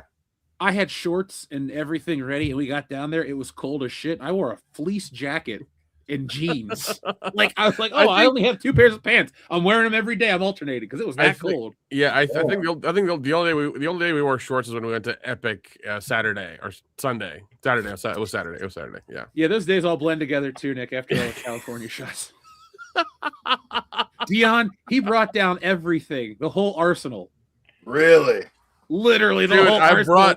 I brought down the California shots. I brought down the alcohol as well too, and I brought all the ice cream sandwiches. Yeah, we go to get snacks the first night after dinner, and Nick's like, ice cream sandwiches sound good, and I'm going to get water. So we're not in the store together, and I find Nick, and he's like, I'm getting ice cream sandwiches. This dude has 1 box of 24 Neapolitan, another box of 24 Neapolitan, a box of Pop-Tart strawberry ice cream sandwiches, s'mores sandwiches, M&Ms. M&Ms. There we go. I knew there was another box. Coming with the heavy artillery. Dude, we had his sister-in-law kept making fun of him. She's like, do we have enough ice cream sandwiches? So on principle, I would eat them at the weirdest hours. It's like, hey, we're going out to breakfast. I need an ice cream sandwich. You and me would take California shots and watch a movie on the couch. We would just eat them like every so often. That's why Clue was the greatest viewing of Clue I've ever had. Yeah. When he's fucking running between the rooms, I was so in the mode, the zone right there. Yeah, dude, we were having a great time, man. Having a great time. Like I said, man, your birthday should be every weekend.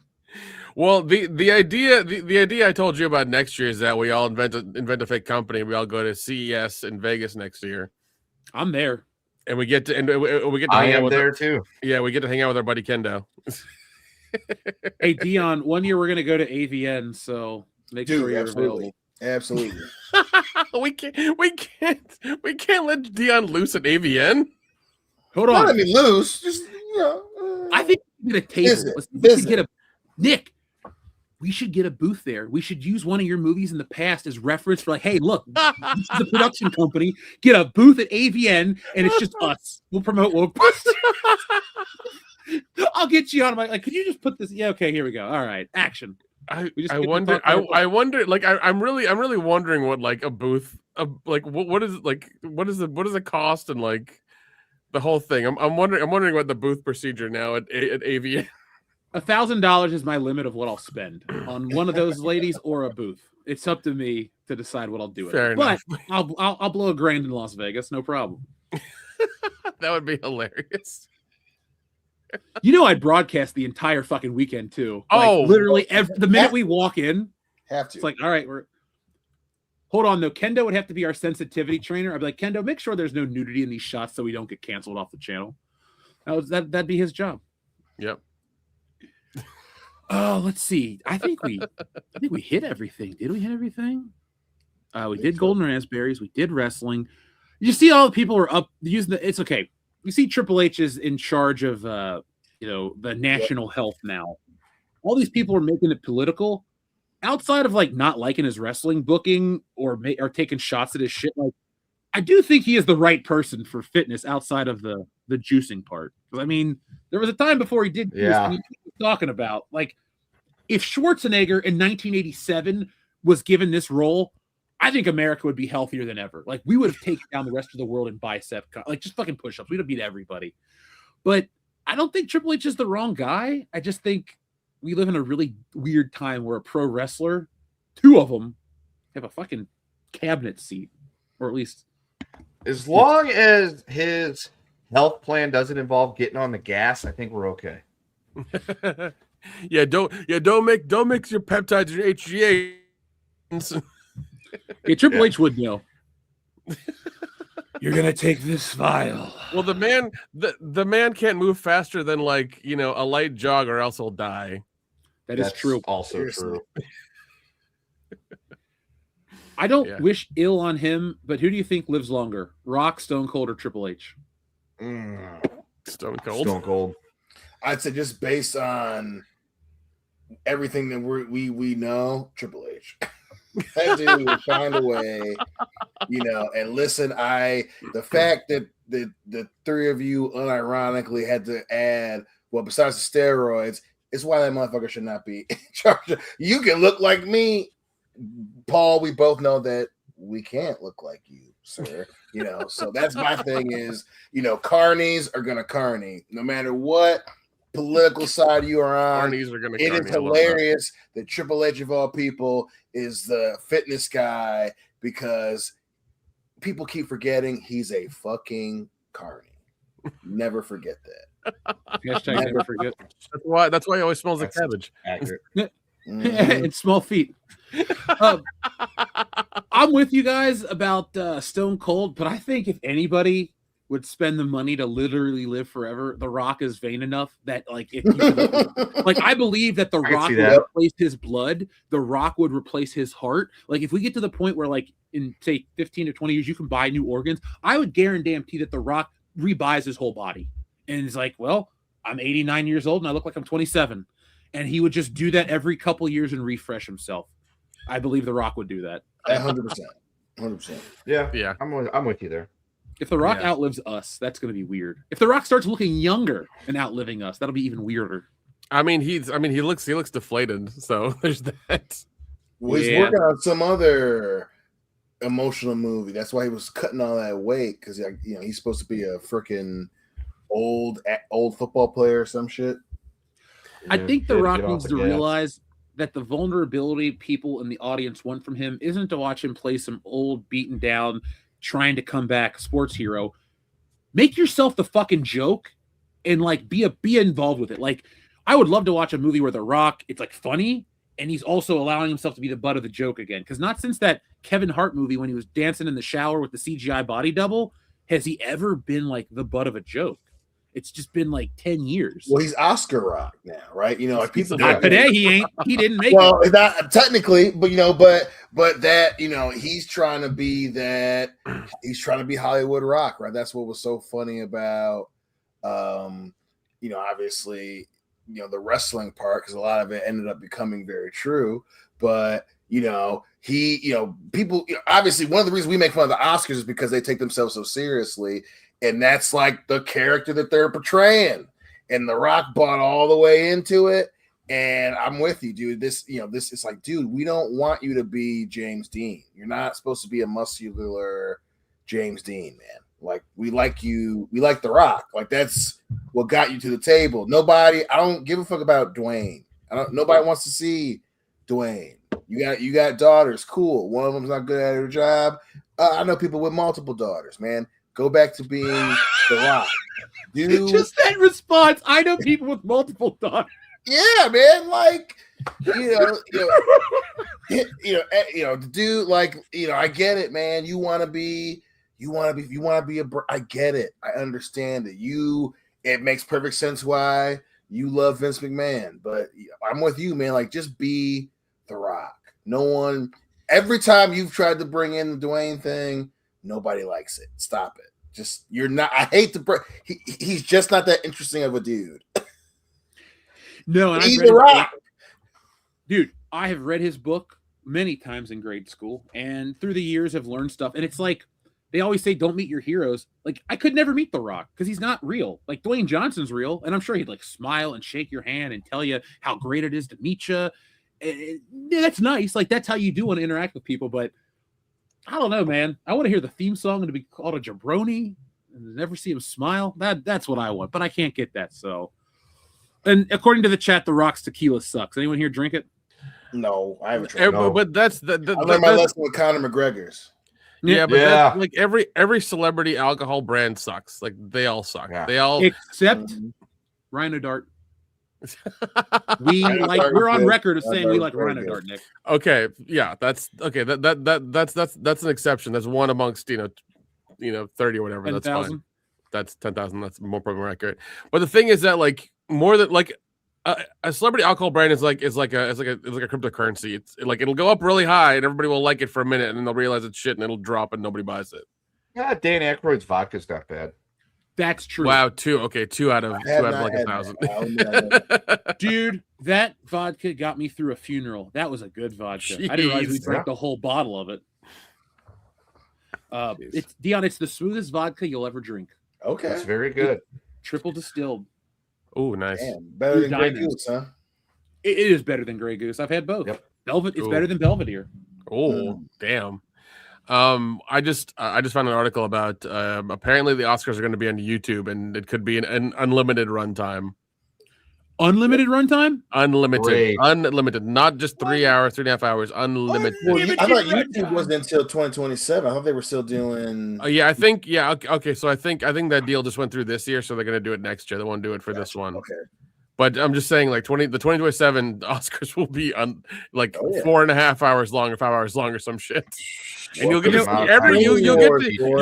you'll get to hear all the long ass speeches for no fucking reason about climate change, about colonization, about all the other bullshit. Will we be able, since it'll be on YouTube? You know how some streams you're able to like live stream a stream of it. Could we get away with that? Because I would love if we were able to watch it on screen finally. I don't know. You gotta figure that one out then, I guess. Nick, help me develop a piece of technology where we can broadcast that video, but on YouTube it scrambles it, and on like Rumble and Twitter and everywhere else, it's the real video. Like I want to create that technology. I think it exists. You just have to use OBX and it'll do it. Fine, I'm upgrading to OBS by February 15th. It's my gift to myself. Happy Valentine's Day. Yeah. Well, I mean, don't like it. Yeah, I don't. Yeah, we could definitely do it this year for sure because I think it's only the Oscars are in March, so we have some time to get to it. Which vodka are we recommending? I definitely recommend Dan Aykroyd's Crystal Head vodka, but this Monkey Head vodka, which was another head-shaped vodka bottle that I have here, I got for Christmas. I've actually bought 2 bottles of this shit, so it's pretty damn good. It's imported. And it comes with this monkey head, and it comes with little shot glasses that are shaped like monkey heads too. Nice. So they're big ass shot glasses too. Look at them. That's awesome. They look like the monkeys from Jumanji. I still like Grey Goose. Yeah, Grey Goose is the one I'm suggesting for you. Get yourself a bottle of James Bond 007 Belvedere. It's laser etched and really cool. Ooh. I'm sure a bottle of that now is expensive. I have one in my collection. I bought whatever the most expensive one was when it came out. I bought that one. So let's see. James Bond Belvedere vodka. What's the price on it? Let's see. Well, Belvedere is only like $56.99 at Kroger, but let's see. I can't find the James Bond one anymore. $300. That's not bad. That's not bad. Hey, I'm glad I have this. Yes, I'm over 21 years old. Wait, there's a Belvedere vodka ad with Daniel Craig doing interpretive dance directed by Taika Waititi. Yeah, I'm seeing that right now too. Yeah, fuck that guy. Both of them. One can kiss my ass and the other one can kiss my ass too. You can pick which one I'm talking about. Yeah. Jeez. Darian217, let us know what you think of the vodkas of choice on WCBS. We'll do a roundtable taste test in March. There you go. All right, guys, we are one message away, a super chat from hitting our goal, because when we started the thing, it didn't count the first one. But on my end, we're only one away. So if somebody wants to help us cross that threshold, Nick and I will get together and record a commentary for the footage of our trip to Florida, which includes Nintendo World, all of Universal Epic Park. We also have Kennedy Space Center, some history, and some other fun general things that you guys will want to hear about. So we have a couple more minutes left in the show. If somebody wants to help us cross that threshold, we'd appreciate it. Folks, we got all kinds of stuff coming your way. Anything you guys want to talk about before we put this baby to bed? Any movies coming out this weekend? Are we going anywhere fun? Is Frankie Muniz racing? I don't know. Nope. No, we're gonna go watch Dead Man's Wire probably this weekend, so I'm excited about that. Who's in that? Card. So, NFL playoffs continue. Oh, you're not gonna go watch Mercy with Chris Pratt? Oh, you mean Minority Report Walmart version? Okay. Why do all his movies look like something else? With the exception of like Guardians of the Galaxy, every one of his movies, it looks like the same generic action. It's like here he is on a spaceship with Jennifer Lawrence. Here he is in the theme park with Scarlett Johansson. Here he is here. Here's there. It's like here he is in the future. Because like he's Star-Lord in Guardians of the Galaxy, but before that he was a funny guy. So like they still don't know where to put him because he can still do both, and they have no idea like how to put him in things. So they put him in these very like generic movies when they need somebody of note to try to sell a movie, which like once again that doesn't work anymore, so people don't care. I feel like his movies are so low rent. To me, they make Chris Pratt look like a shittier actor because he's in all these nothing movies, you know? Yeah. It's not like I'm avoiding stuff because of his political views or some other dumb shit like that. It's like I just don't see Chris Pratt in anything.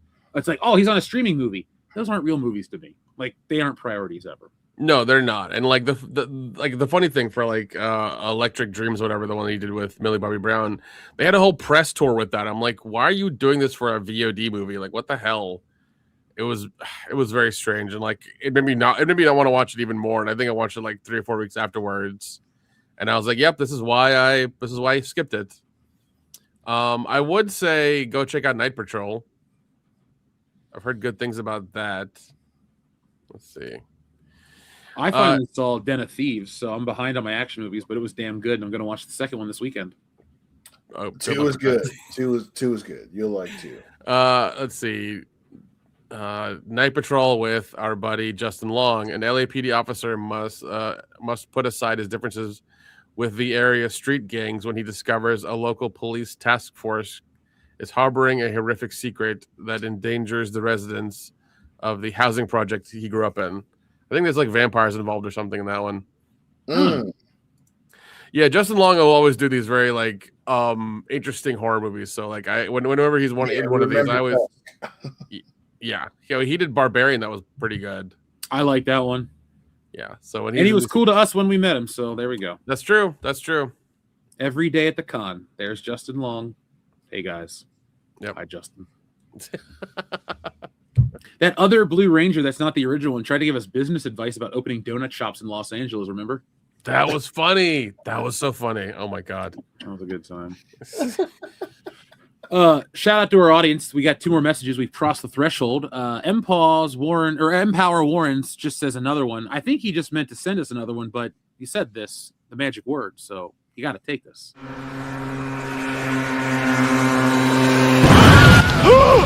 Another one.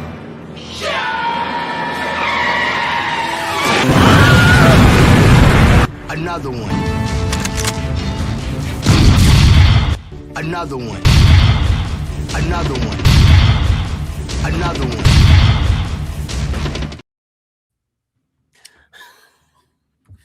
He gone. Another one. I'm going to make another one button very soon. Nick, I should make a 45-minute another one button. Jesus, don't really elaborate. Well, okay, what you should do is make it and then put it up on YouTube as like just a video to see. Yeah, because I'm sure somebody will find it. Like they will find it. Shrubbles await. Thank you very much. He says the sum of all cream pies. I'll take a garbage day and a messages, please. Shrubbles await. Of course. What we're gonna do, is we're going to actually read the next message from Adama. Then we're going to play your messages as well as the outro on top of that, because I love Garbage Day. I've been reading a book on the Wayans family and in living color. So message is a perfect button to press right now. Our friend Adama says, good evening, fellas. Where do you think Jericho is going to show up next? Also, does AJ Styles lose to Gunther and go back to TNA to do a final run there? Well, first off, Adama, thank you very much for your very generous super chat. I don't think AJ would go to TNA based on the way TNA shit the bed with their new show on AMC. It's been universally dumped on, and I don't think it's going to recover. Plus, AJ Styles' legacy, yes, he was in TNA. He's a world-traveled wrestler. But kind of like Chris Jericho, who's not exclusive to WWE, I'd say his best work is in the WWE, and I think it would be smart and beneficial to the fans, because we all want to play him in the video games and in his merchandise forever, if he just retired from WWE. Because if they're going to do like a retirement angle, bring in Christopher Daniels and all of these great guys to wrestle in the WWE and give them a little shine. Don't send AJ Styles out to, Pawtucket, Rhode Island for some random TNA house show. What do you guys say about that? I mean, yeah, I agree.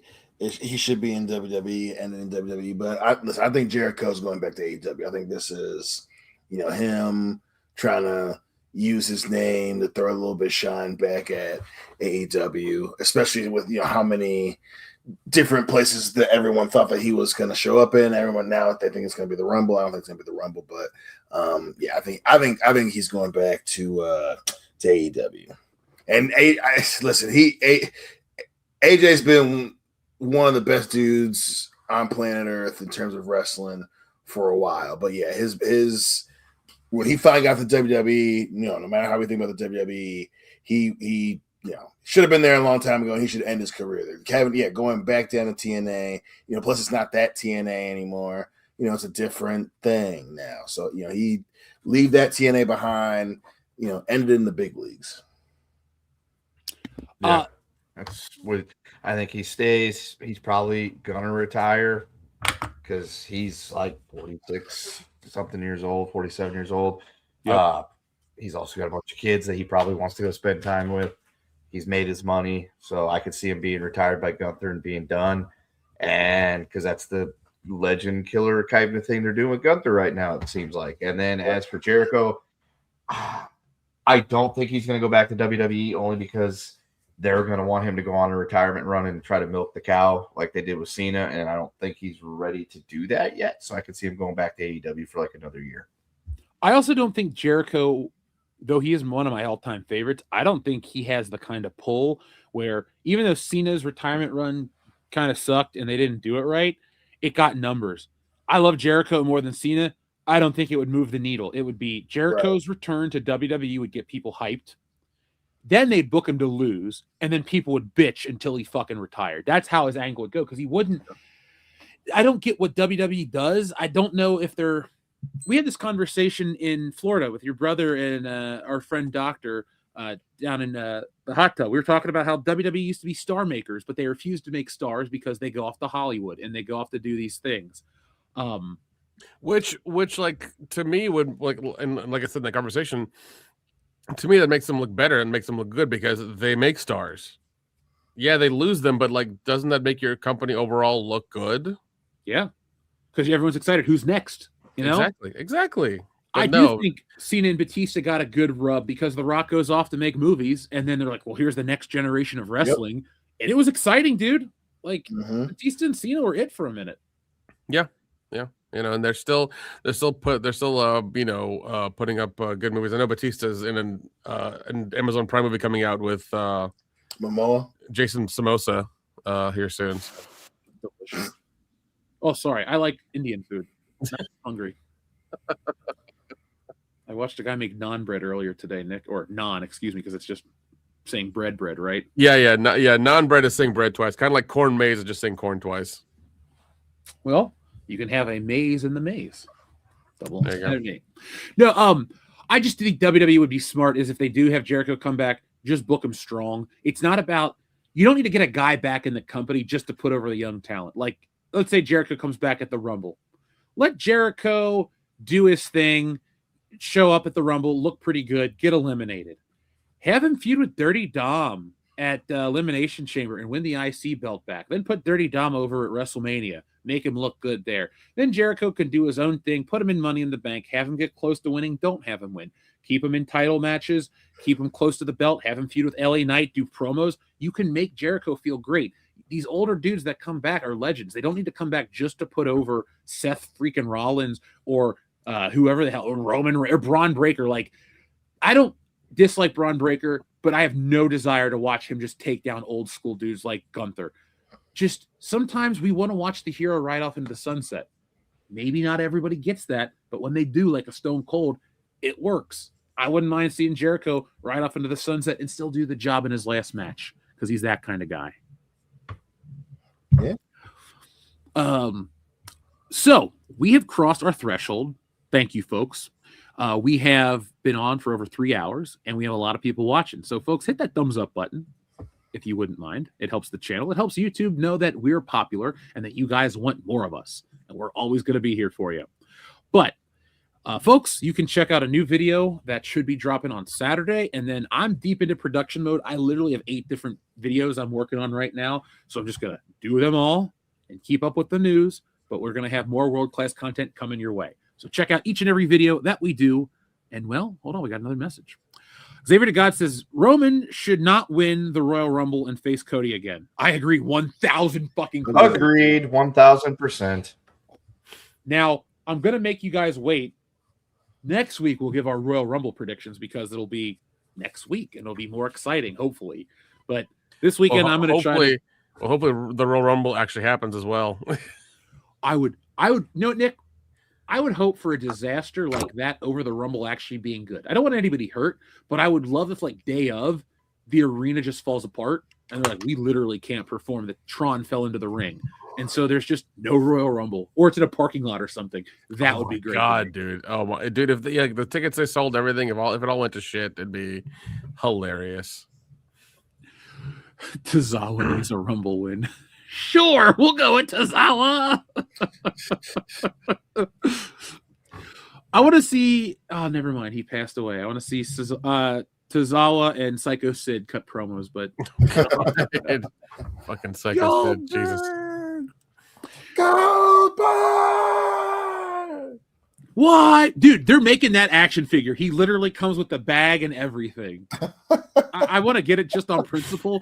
I think I'm going to buy 3 of them. I'm going to buy one for myself, one for Dan, and one for Phil, and I'm going to throw them at their faces and scream Goldberg as I gift them. Oh my God. They would appreciate it. All right, folks. We'll be back next week with more. Time for some buttons. But until then, be smart, be safe, be cool, but always be excellent to each other. Say it louder. There you go. Yeah.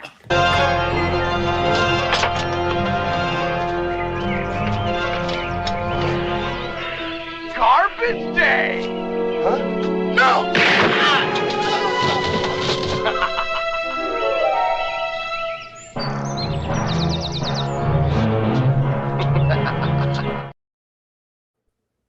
God, I love that movie. Good one. Also, you requested another one. Message! Message! Message! And here's your final one, folks. baby. Exactly.